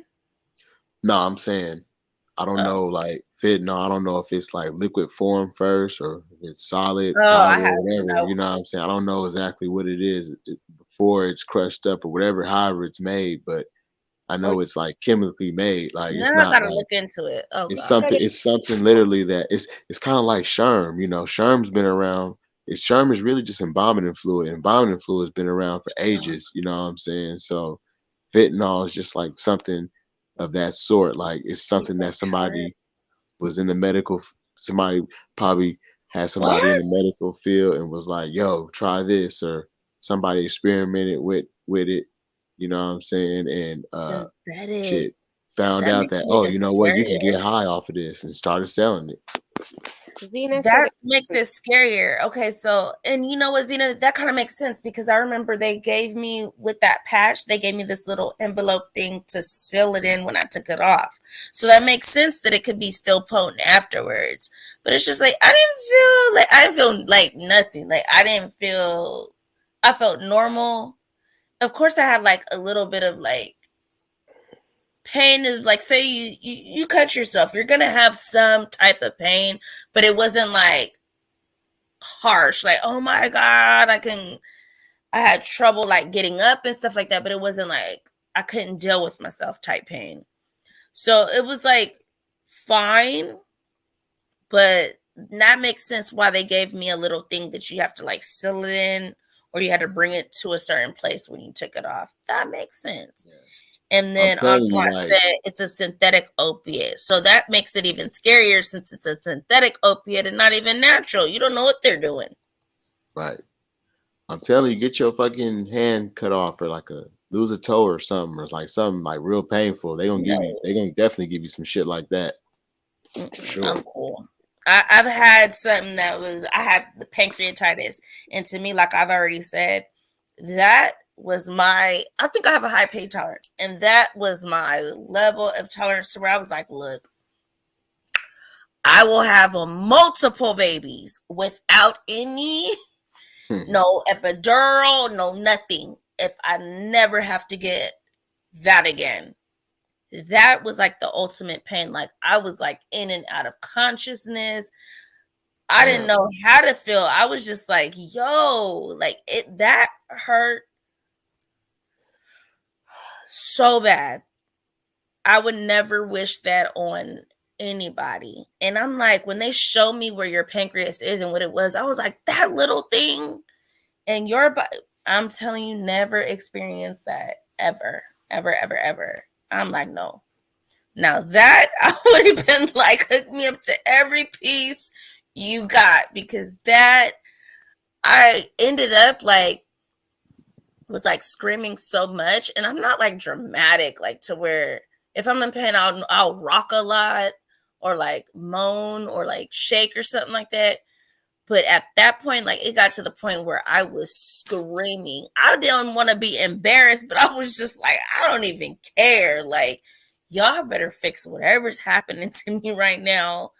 And then I just remember just like yelling out and like I was just done. And then when I woke up, they had me on something to where I had to keep pressing the button, but it was not nothing like that. I think it was morphine, what she said. I think it was morphine that I had. It's 100 times stronger than morphine. No way. Wow. Yeah, I mean, Nah, I yes, think it is. It's It 100 is. times I think fentanyl is like the top tier. I think Yeah, it's like honestly, fentanyl. if you touch that shit, you could live get overdosed by touching it. But that's Yeah, I gotta think be it's 100% purity. It has to be purity because the fentanyl in the street, you could touch it and there's nothing that's gonna happen to you at all. that It's shit's just gonna cut. be in your Yeah. system. It might just be in your system, like cocaine. You touch cocaine, goes in your pores and be in your system. But to actually die off fentanyl that's in the street, you have to at least take, say, like a pill form. You have to take more than one. And if you're a shooter, you gotta make it into a liquid form. You have to shoot more than one time back to back to actually overdose on these type of things. Yeah. It's just like No. I forgot the name of that movie. I want to say it was damn, it was some war movie where they gave old boy I want to say he got shot. I want to say it was Saving Private Ryan or one of the movies where he got shot. Like getting ready to die pretty much, and he knew he was. Oh, getting when ready they to die. stabbed him a couple of times with the thing, I think so, and he had to with take the like shot. yeah, and he Yeah, it took was 2 Saving Private morphine. Ryan. Yeah, okay, and he took 2 fucking morphine little And shots, he and he said, "Give me died. another one." Yeah, he He said, "Give said, me "Give me another another one." one," Right? Yeah, and that because killed him. he didn't want to live. Yeah. And they Oh, stuck him one time and they killed him. oh, you know what? It shot his dick off, or my bad, or it shot his pride. He got shot down there and other places, and he was like, "Yeah, Yeah, he give was me missing. I one." think missing his legs too.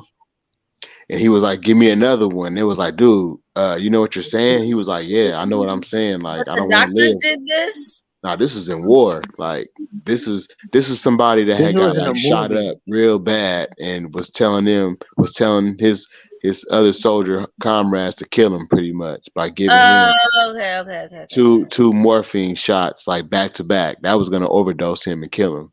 That's what fentanyl is. It's like the top tier of morphine, damn near.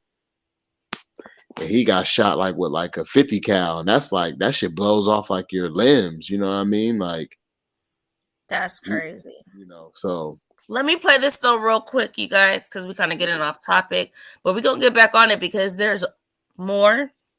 And I know we're already almost at 2 hours, and I didn't want to make this go over at least an hour and a half, but we're gonna have to let it do it, and people could just go through it because there's a lot to get through on these 3 days. So here we go. Smith said the boys are dead and they didn't die at the same time. According to Smith, one of the West children said he witnessed one of the boys die and said the other later disappeared. Orson was in California City for about 4 days. At some point, Adrian heard a loud thud in the night. The day prior to hearing the thud, Orson was there. The day after the loud thud, Orson was gone and he hasn't seen him since. And in each of the interviews with the other children who lived with the brothers, each said the boys were at the home in California City, but only for a short period of time. Defense attorney Timothy Hennessy says this is still a missing persons case and that the West want answers as to where their children are, as any parents would. This was a tragic accident, is what the evidence will show. All right? They don't have an answer for it because it was tragic.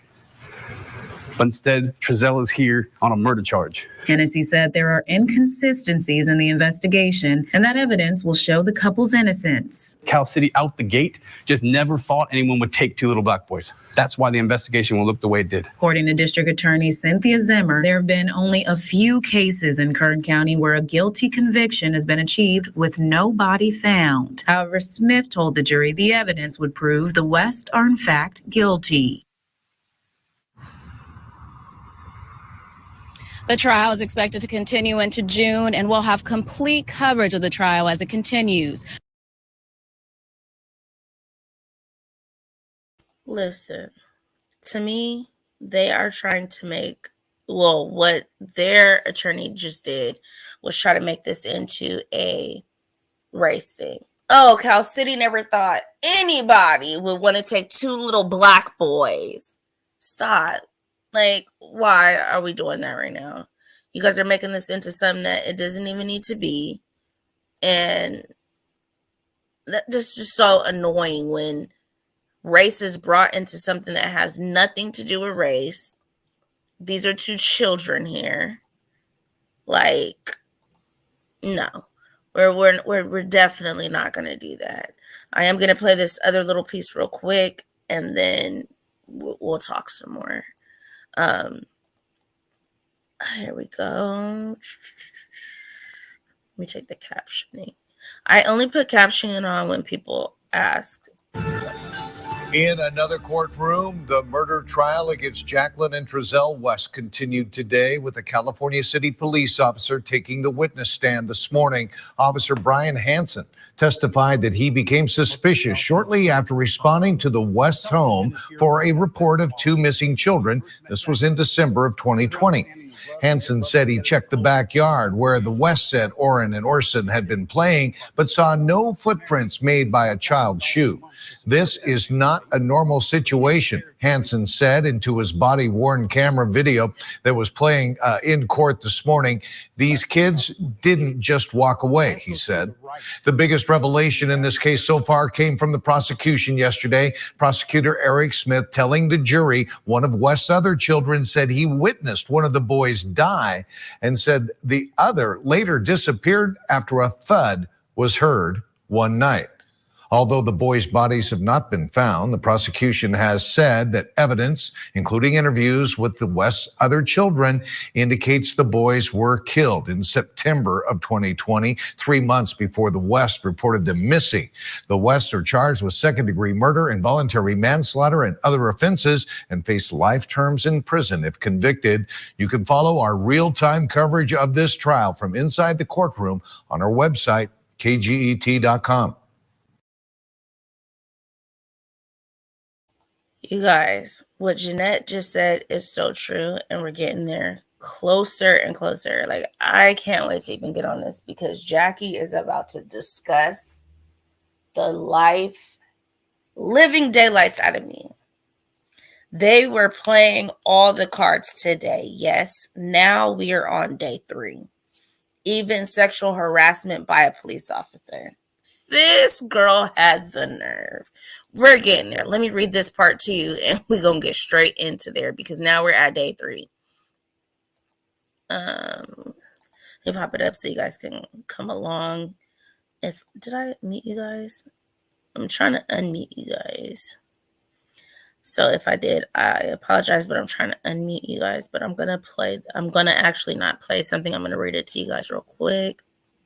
Or you guys can read it yourself, but I know some people don't like to read. So let's see. Is it up there for you? Looks like it to me. Okay. So West trial. Defense hammers Cal City officer over missing boys investigation. Make sure I'm off. Yeah. Okay. Bakersfield. In a blistering questioning Thursday, today, defense counsel suggested a California city officer who investigated the disappearance of Oren and Orson West failed to properly document evidence and missed numerous signs supporting statements given by the boys' adoptive parents. Officer Brian Henson responded with, "I don't know, I don't recall," to numerous questions posed by attorney Alexia, that's what I'm going to say, Torres Stallings. She represented Jacqueline West. And let me tell you guys, off top, once I started hearing Jacqueline's, and we're only hearing, so I don't know who's who, but her attorneys are on point. They are not playing in this courtroom, and I'm like, man, they came with their guns drawn for real.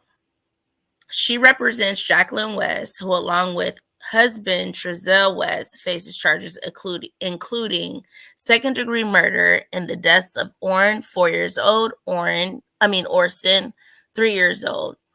The couple's reported children, the couple reported the children went missing in December 2020 and were indicted last year. The boys' bodies have not been found. Hansen testified he didn't know if they were inside the West's van parked outside of California City's home. He didn't know if police seized little fingerprints found on the sliding doors on the West home. He couldn't remember if he identified himself as a police officer before questioning the West 4 children, and was unanswered if any of the special needs or education, if any of them had special needs or educational disabilities. And where this comes from, you guys, is you'll hear later once we start talking about it. I believe Jeanette also was listening into it with me today. They start questioning this officer, and he's answering as best he can, Officer Hansen, and he's saying like, yo, we'll get to it. Let me read this first. Torres Stallings noted Thursday was the first time Hansen, who has provided testimony at multiple prior hearings, said he viewed surveillance footage from the home on Hartford Avenue previously, and as recently as March 9th, he said he's only viewed the footage from two homes. The Harvard Avenue footage makes three. The attorney asked Hansen if he lied previously or was he lying now. Neither, he responded.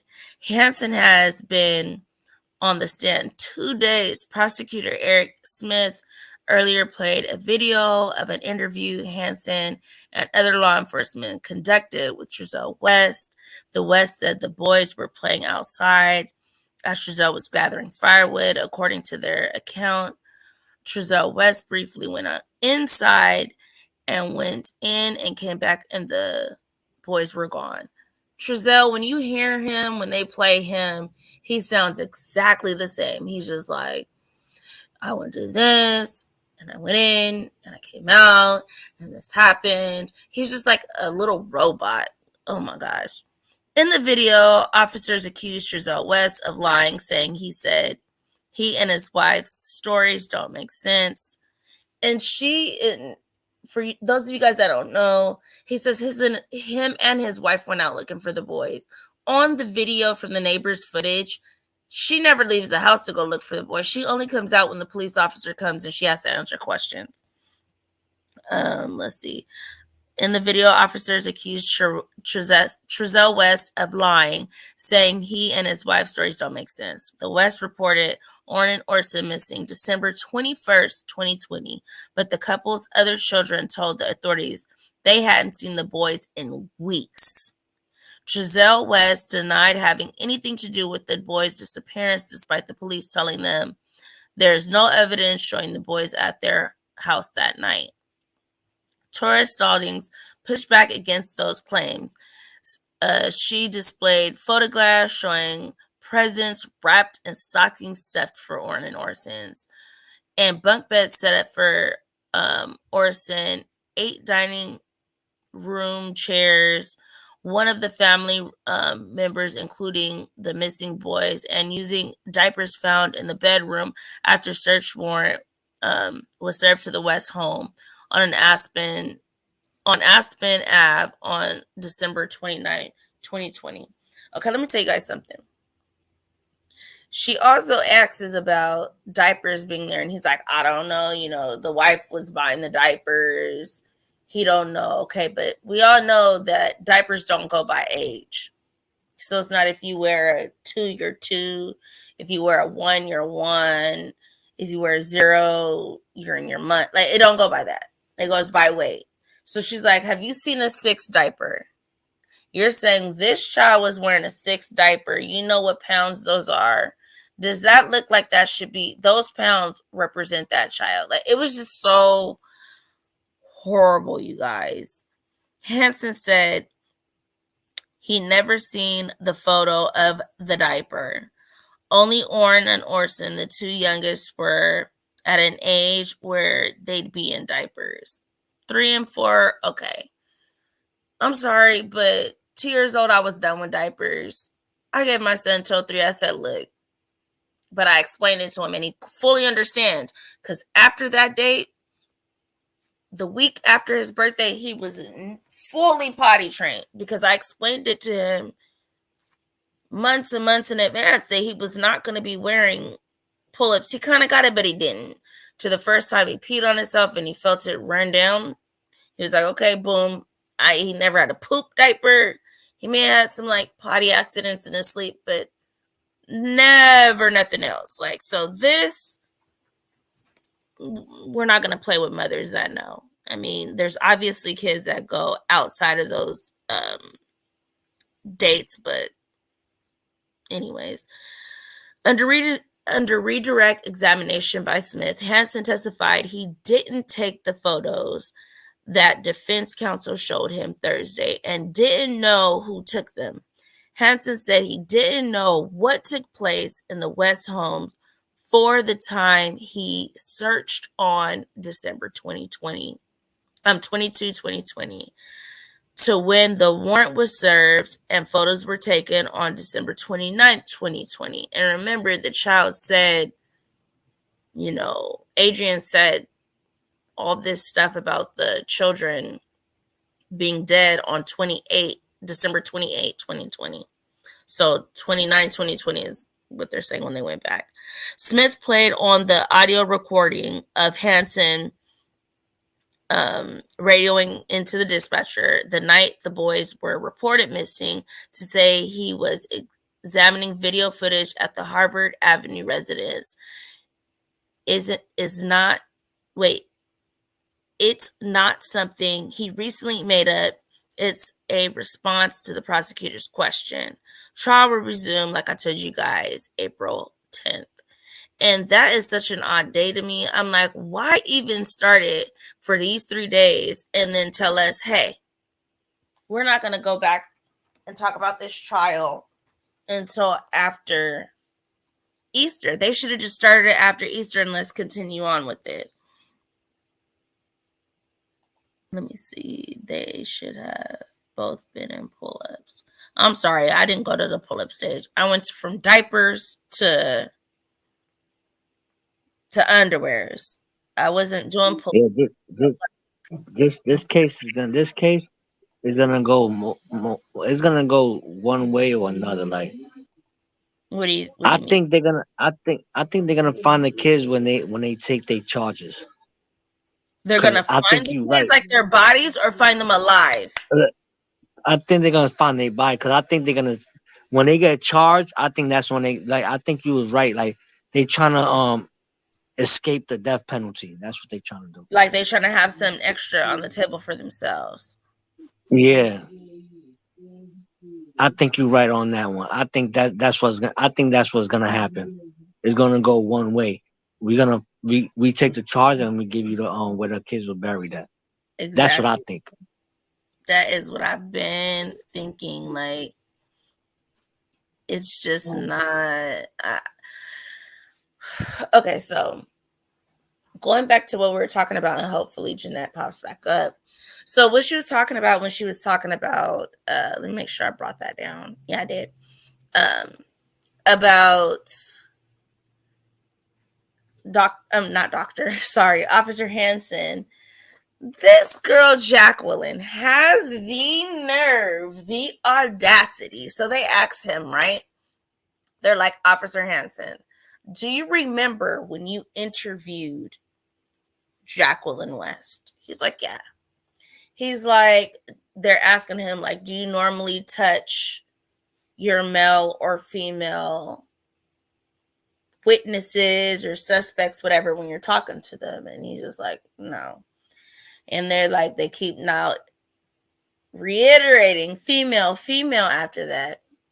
So anyway, to get to it, they ask him, do you remember touching her inner thigh as you were questioning her? He's like, no, her knee. Then they go back to saying, do you remember moving your hand around in that area while you were questioning her? He's like, no, I was touching her knee. And I'm like, Jackie, stop it. Because everyone says she's looking a lot better now that she's incarcerated than before. She was heftier. She was just, whatever. Then you're telling me we're talking about your children, and you're talking about this man is trying to rub in your thigh, in your inner thigh. And girl, stop. You guys are reaching. Hey, Jennifer. and thank you for So earlier. she's I was trying to, looking so at. she's trying to Wait, hold on, simulate. real quick. I go ahead. I want to say thank you to Jennifer because I was looking at a whole nother link till I had to go check out what you were saying, homegirl, and I thank you for that. So I wanted to give her props on that. What were you saying, Mike? Mike, what were you saying? They trying to insinuate the cop was sexually harassing this person. Like this is a murder case, and she's talking about this type of, like, what they trying to do now? Like, I don't know. I think that's like, you know, when they resolve, like they don't have anywhere else to reach. Like, yeah, he's like, they yo, really trying to he get, touched they really me. trying to go home. Yeah, there's They no trying going. their best. They We trying gonna their make sure best. there's no going home. And if Hell there's no, a they ain't going no going home, home. there might be like a real like going home because no one's Yeah, really go dealing home, with go that. You home. know, like I'm saying like a going home, saying hi, family, friends, hey, what's up? You know, Yeah, I know what like you. I know what I'm you. I not know what you threatening. talking I'm about. not saying that like that. I'm saying like a real like no one's I gonna know what you allow them talking in about now. their area. They're gonna be like, where are these kids? Yeah, it's gonna if say if they do able to touch down the soil again, free soil, they're gonna have a real problem living out there. Cause a lot of people is gonna be like, yo, what's going? Cause this case is on the news frequently. You get what But I'm you know Okay. saying? what's So crazy? After the Before boys, it cuts me off. they were hold on, real quick. Okay. After this case went out, it was crazy how much you've seen them living their normal day, driving around here and there, and it was just good. That was crazy to me. Go ahead, Jeanette. Before it cuts me off, they said that he was rubbing her thigh under the table. And he said, no, I was touching her knee. And his body cam showed it. So they have a video of how he was touching her. And they were, But I I want think to they were know trying to confuse everybody. exactly. That's what they were trying to do, and they know that a lot of people aren't able to see, so they're saying that. You know what I'm saying? And you know yeah, how they're like insinuating some bullshit. an officer will like touch your shoulder or rub you or something to try to make you feel comfortable. Maybe he was, just touching the knee, like, yeah, go ahead. She gonna say it was in my girl. You know what your inner thigh is, close to your notch. Yeah. Yeah, they trying to say there's a sexual assault arrest. Like, stop, girl. They They trying knew they how trying their serious best. this They would trying got. their best. He wasn't trying to do none of that with her. She trying to act like she was Yeah. a hot prize. Girl, if you don't stop it, you was nobody's hot prize to be. I'm asking you about your 2 missing kid, but I need to be close to your Yeah. snatch. Girl, goodbye. Yeah, that's just dumb, man. Jennifer When I put a heard that, I comment. was like, ugh. I'm like, vomit. Like, girl, stop. Trezelle is like blowing your head up in that house with all them kids. Like, she probably felt that just that tap of her knee was like, oh my God, I'm around another man, because she'd been so sucked under this maniac for all these years. She's like, oh yeah, he's touching the snatch. Like, girl, get out of here. Bye. Yeah, Jennifer's right. I don't want them to stop the public from hearing it. So. Exactly.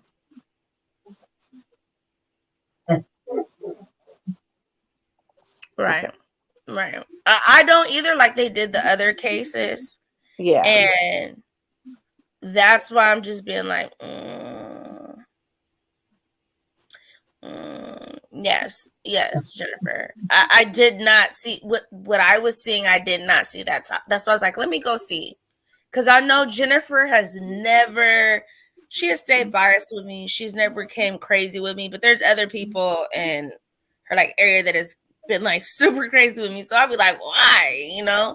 But when she said it, I was like, let me check out what's going on, because I was in the middle of doing stuff, as you guys can hear in the background. And I'm like, as soon as I seen it pop, I was like, wait, Jennifer's in here? Okay, let me see what she said. All right, cool. let me see why. That's why I asked why. And then when I got a chance, I got to where it was. I was like, okay, looked it up. I was like, bet, like, thank you for that. Because I would have been devastated if I couldn't be a part of this.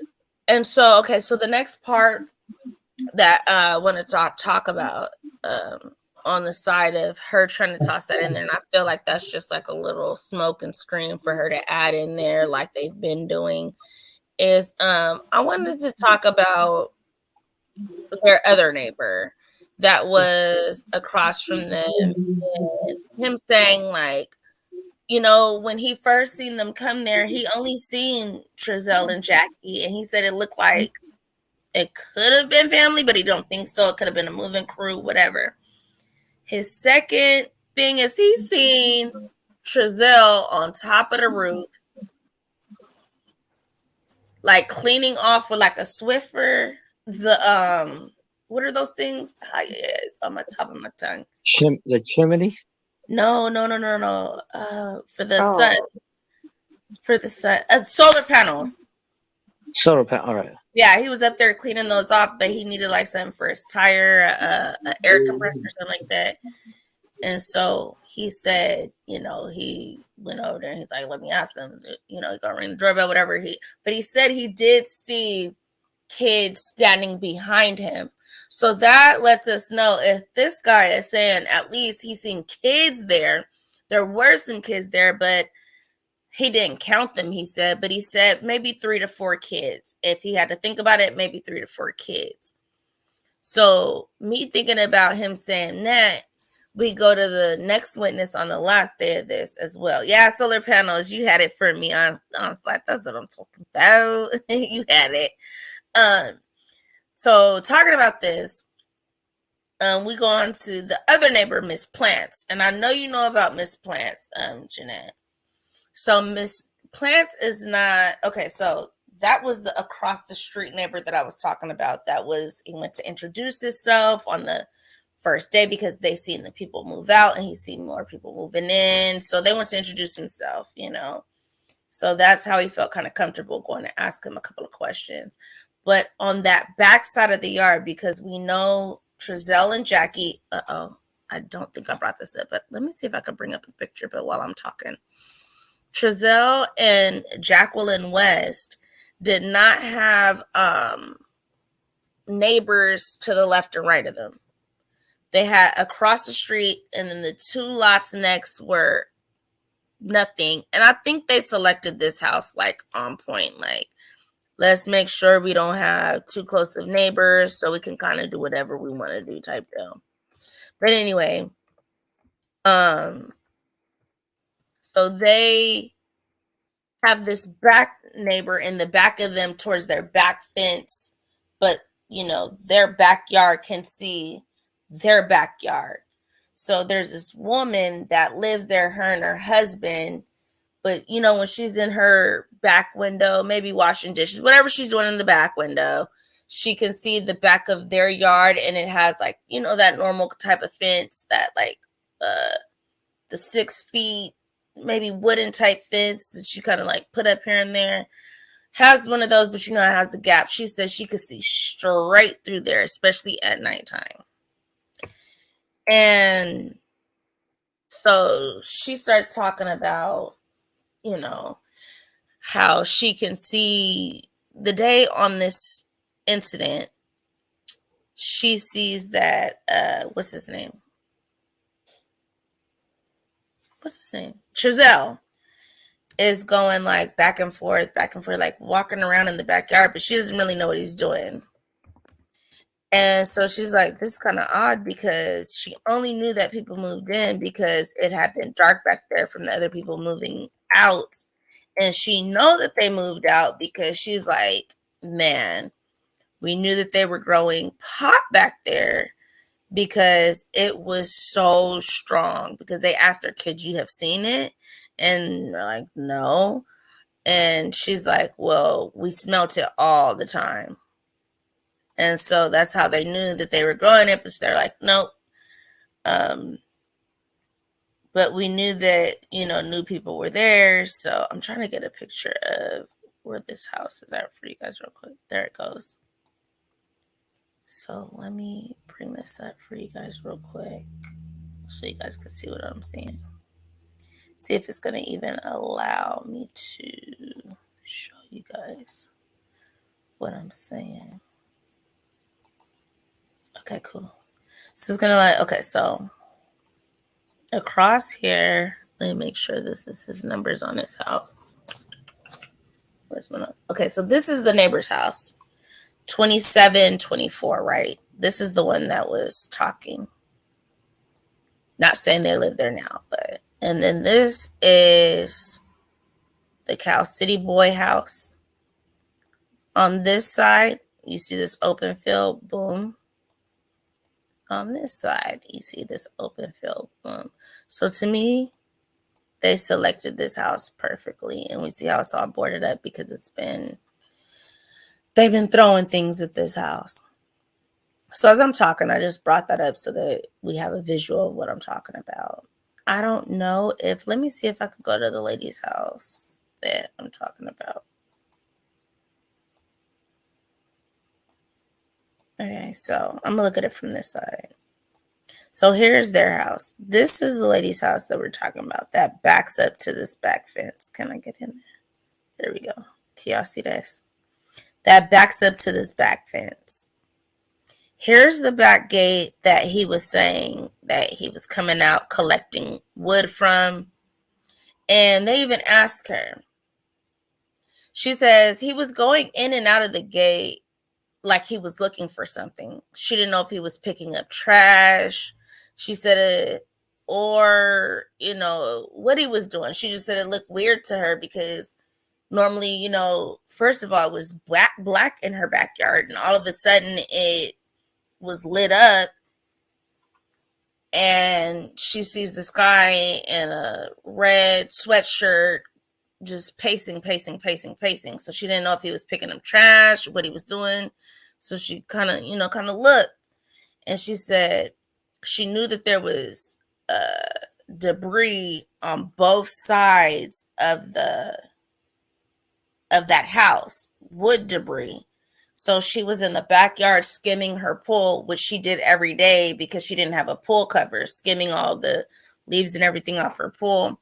And she just noticed he was being real weird. So she went and peeked through the backyard. Through the slats in the backyard. And she seen he was picking up little pieces of wood. So she was like, that's weird. Because, if you're going to make a fire, you're going to get wood that can burn. You're not going to pick up. You see what's up here, you guys. You see? What are you going to pick up? These little things next to the green bush? These little twigs? What made him come up with that story? Man, that look like the desert for real. It is. California City is the desert. It is.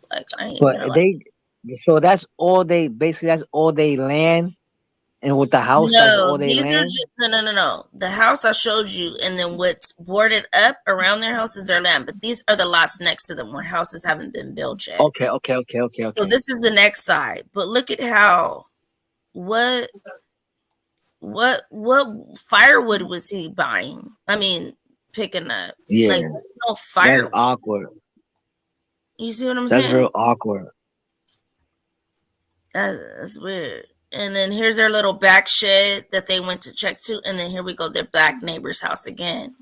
So it was crazy to me that they tried to make this lady seem crazy because they're asking her, well, don't you wear glasses? And she's like, yeah, wow. I do wear glasses. So to me, the attorney lady was trying to be funny and she's like, yes, but let me let you know that, yes, I do wear glasses and I wear them all the time. Yes, but I have not seen any children there in 21 years. Never. She said never in 21 years. So one neighbor say he saw kids, and another person said they didn't see kids. Yeah, the neighbor that, but listen. Okay, the neighbor that went and knocked on the door, he said he's seen kids in the background. First of all, they're super strict, so I don't think they would even have them playing in the back because there's no kid footprints in their backyard and it's dirt. There's no kid footprints at all. So that he probably seen them when he went and knocked on that day, and there was probably some kids there. But she said, she's a backyard person. She said, I never seen kids footprints in that backyard in 21 And you know, years. kids were, you know, if the kids were living in that house, they definitely would want to that backyard. You know that. And she's no. Matter of fact, hold on, let me quote her right. She said, I never seen or heard. Let me quote her right, because I didn't read this last one I wrote. I took notes. She said, I never seen or heard any children in 21 years. So we're about to play with her. See, this makes you think.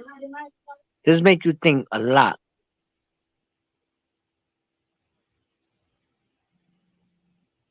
Give me a few minutes. Okay. I see what you're saying. No, you should be able to.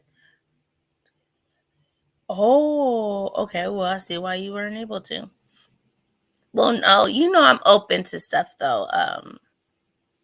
Jennifer, like even when I get crazy stuff, like I'm open to it. And that's why I say anybody could come up here and talk, and we may not have the same views, but we can agree to disagree.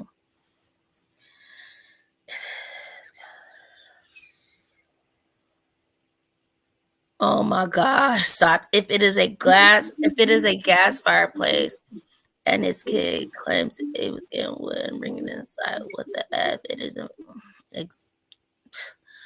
Girl, let me tell you. They trying to pick for everything, like is what I feel like it. And then so they start getting on this same woman because the older woman, she's like telling them Miss Plant, she's like, look, after that happened, she didn't really think nothing too much of it. She was like, kind of whatever. She's like, yeah, I'm nosy, and that's why I went to see what he was doing, but that's the only reason why I knew that he was picking up wood is because I'm nosy. And she said, well, then later on that night, she seen a white van, which now we know that Trezell has a white van. She's like, at the time when he rolled by really, really slow, she didn't know it was him, but we're thinking this is California City. It's really dark. There's really no street lights over there. So they're going to notice, like, what's this car going super slow? And they ask, like, have you seen two little boys walking around? And she's like, what little boys? Like, if she don't know no little boys of being in that area. So she's like, what? And then she didn't even know it was her backyard neighbor. She's just like, okay, whatever. So he only goes by once. Mind you, he's acting like he's going in and out through these neighborhoods looking, and we only know he goes around for about approximately 6 minutes. And that's what he calls going out looking for them. And then she says it was about very, very late 4 o'clock in the afternoon, early 5 o'clock in the afternoon. And she's like, about that time it's getting dark. So I'm like, if he's saying he going out looking, did he have a flashlight or anything? Like, how would you even see these little babies running around? Because you know you didn't have them. Like, here we go again talking about these kids and this fire stuff. And we know that at least we know one of them didn't make it there. At least we know one of them did not. So they start asking her about her glasses, and they're like, are you nearsighted or farsighted? And she like clears it up like, yo, let me let you know right now. I know what you guys are trying to insinuate.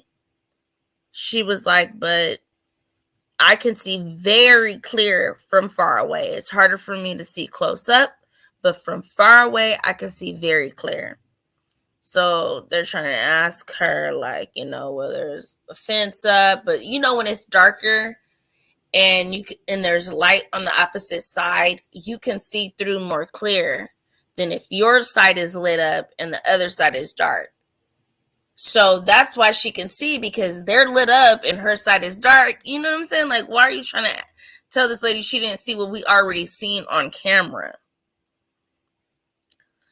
So, I mean, this is pretty much what it like boils down to. I'm just hoping. I'm not gonna be There's satisfied. There's too much stories of this case. Too much. The kids ran away. There's an accident happened in the house. That I think if the kids would have ran away, and especially with all that land, they would have found them kids. That was my saying from the day one. When you go, hold on, let me see if I can see it in here. Hold on real quick. Let me back out of all of this. Oh, it might not let me do it. But just saying, like, okay, if he called right away. So let's go back to the house. All right. Let's go back to the house. Okay, let's go a little bit more. This is the house, right? If he called right away, let's go out a little bit more. And I'm not even going to turn right here. Let's go out a little bit more. Look at all this land. Do you see all that? Okay. I see all of it. That's what I'm saying, Naomi. If them kids would have been, kids that age stop and pick up shit, play with stuff and all that. Like somebody would have saw those kids and like they would have reported something. And you telling me he's driving through all this, and not seeing out one time? So wide open. Even when you went down that little street next to them, you go through here, boom, it goes open to that open fence. It's just so much open. Let's go back to that street real quick. So here's the house. That's what I'm saying. Them kids would have picked up something to play with, man. They would have found those kids, man. That's another. I think that's another story. Look, right across their house. Look at all this openness. There's no way that the lady even says, she's like, look. They asked her a question. She's like, not that day, but the day after that, she's like, oh my gosh, there was so many. Hold on.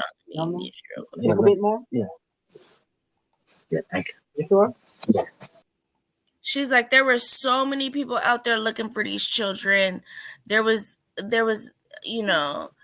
I couldn't, it was so many people. And they're like, oh, so basically they were trying to make it seem like she was saying, oh, so on the first night, nobody was looking for the kids. She's like, no, that's not what I said. I'm just saying it kept accumulating as the days were going. So Ansa said 6 minutes looking for children. It's all the way crazy. Parents would, I'm telling you, I would be going ham. I wouldn't go to sleep. And then there's no way a cop could tell me, go ahead and sit in the house and we're going to, no. Maybe my husband could sit there because he might have gooder nerves or something like that. But I'm going to need to be out looking, making sure I know what's going on. Man, listen, exactly. I'm going to be honest with you, Naomi. This right here, this case, they trying their best to get away with this, man. Definitely. Look, he definitely didn't drive all this in 6 minutes. Oh, hell no. Oh, hell no. He drove all this in 6 minutes, y'all. Stop Man, playing. I ain't gonna front. Did I ever tell you the story that I thought my son got kidnapped? No, you never. Remember? Nah. No. I never told you. Like, hold on, wait, let me read this. Wait, hold on real quick. If someone adopts a child or two, in this case, we would have believed that they did it for just the right reason, to love them, cherish them. Yes, that's what we would have believed. Yeah, that's what I wanted to believe too, man. Because you're taking the Man, kids out of a house and putting them in another house that, come on, it's like you taking the kids from someone that was probably getting beat up a little bit to a dangerous zone now. Like, and then but what, you say that, okay, but you why? take not one, but you take both of them because you want to keep brothers together.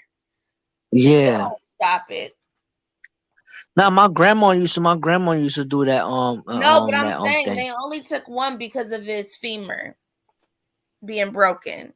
So you take the next one she just has for what reason?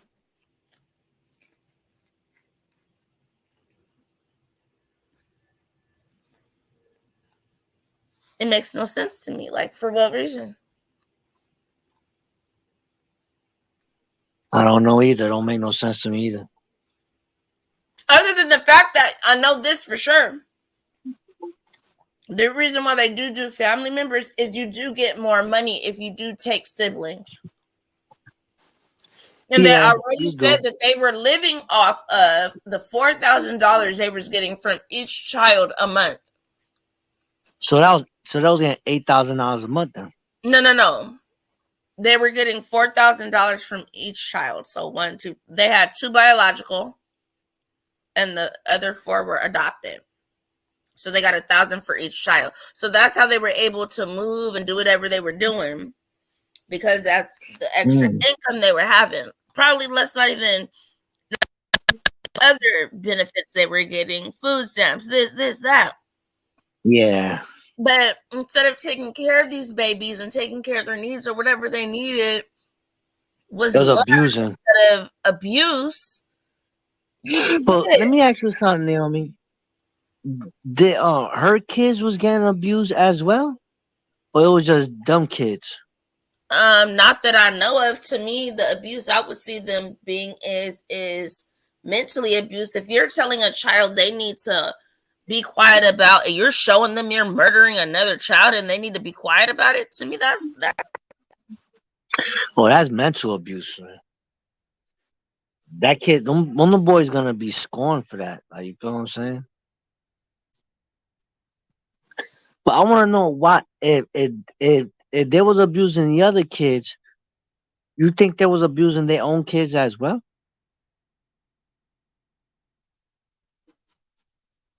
I can't hear you. I said, I wonder why they only adopted boys. I said, I wonder if Jackie was very insecure that she probably thought Trezell would try to do something if it was a girl, and she only would allow them to adopt boys, because they would only adopt boys and brothers, siblings, because the ones before them were siblings and boys. How long they been doing this as well? To me, it sounds like for a long time. These boys were their only income from what we know. Well, Jennifer, I'm not going to say that just because I know that Jackie did. And this is factual of speaking to a woman that was dealing with her that I wasn't talking about before, Jennifer. I'm sure you know about, you've been around from day one. That my mother was speaking to as well, because her first language was in Spanish, that Jackie was working for an agency that was dealing with disabled children, that she was getting help and benefits and aid for. And I know she had that job. And then they say that Trezell was working on having beats and making music or whatever he was doing and stuff like that. So I know that part of it. And like I was saying, maybe it just depends on how this goes. I just don't want to sway this any way or whatever, but I may have my mom come and like explain her conversation with the lady, because she actually spoke to her one-on-one, so she knows the whole conversation. They were speaking. That's not my first language. English is my first language. I understand it more than I speak it, but I'm not as fluent, and I couldn't have that conversation like that. That's why I was having my mother do it. And I kind of want to check with the other YouTube. I don't know. I may check with the other YouTuber just to make sure there ain't going to be any drama. But just so, yeah. Let's see. And this case is gonna be. This case been going for a while, so something's gonna happen. Something got to happen. Like no ifs, no buts. This case can't go for too longer than that. You know, I think it'll probably drag to 2 more years, but I think one of them. No. We're already in trial stages. I'm already mad because they decided to do these little baby 3 days, and then it's gonna say, okay, we're gonna start back on April 10th. Why even start? Just start on April 10th and let's go straight through with this. Why are we gonna have spring break? We ain't kids. We don't need to go to Cancun. Like, no, let's go get this going. Let's get this over with. Is this which Tina is? I think this is Tina. Tina, is this you? The Tina, I think I know what I'm talking about. I hope so. But yeah, so I kind of do want to wrap this up. If anybody want to like pop up in the backyard, it's fine. Go ahead. You know, I'm probably going to be on here for like 5 more minutes. Go ahead and hit this link right now because I'm not going to put up a personal link. Go ahead and hit this link right now and we can talk in the backyard about it. Which will not be, it is my baby. I gotta go back and fix because people told me that that this is not that I don't have any moderators anymore because I guess I haven't been going live, and so I'm like, I get on there, I'm thinking, and then when I look on my iPhone, I'm like, oh, you guys aren't blue, so I didn't know they took everybody off, so I need to. YouTube changed a lot. Oh, see, I don't know. I've been doing a lot of other they stuff. Got now you got manager and moderator that you could have someone a mod could time another mod out if they get out of hand. So it'll be like you got a manager moderator. Okay, so we could talk about that in the backyard. So I'm gonna wrap this on up. I'll rock out for a little while. What? Okay. So I'm gonna wrap this on up. If anybody want to pop up in the backyard, here is the link. Pop up in the backyard, have the conversation with us. We're going to talk more about this case and other stuff. We're not going to do a members only thing because I ain't been on here in a long time. So if you guys want to, go ahead and hit that link and you can pop up in the backyard and talk with us on anything we're talking about. May not be this case, maybe other cases, maybe just anything we want to talk about. But I'm about to get up off this live right now. Hope you guys go ahead and hit that subscribe button.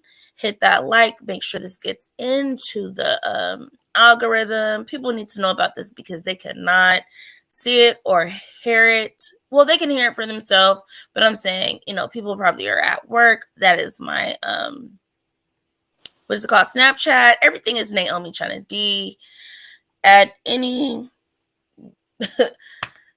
what is it called? Social media at all. So you guys can all hit me up if you guys have any, suggestions or cases, whatever the case may be. I'm pretty busy right now, but I mean, if it's something like that, I will definitely try to get to it. Make sure you hit that like, hit that subscribe, and go ahead and hit this link if you want to go ahead and pop up in the back and just have any type of conversation with Naomi and the little bit of the crew that hangs out. Anybody is welcome. New people, old people, whatever. Okay, guys. Bye-bye. I will definitely talk to you guys later because we will definitely be talking about this case. So, you guys, I miss you guys. Promise. And I'll be back.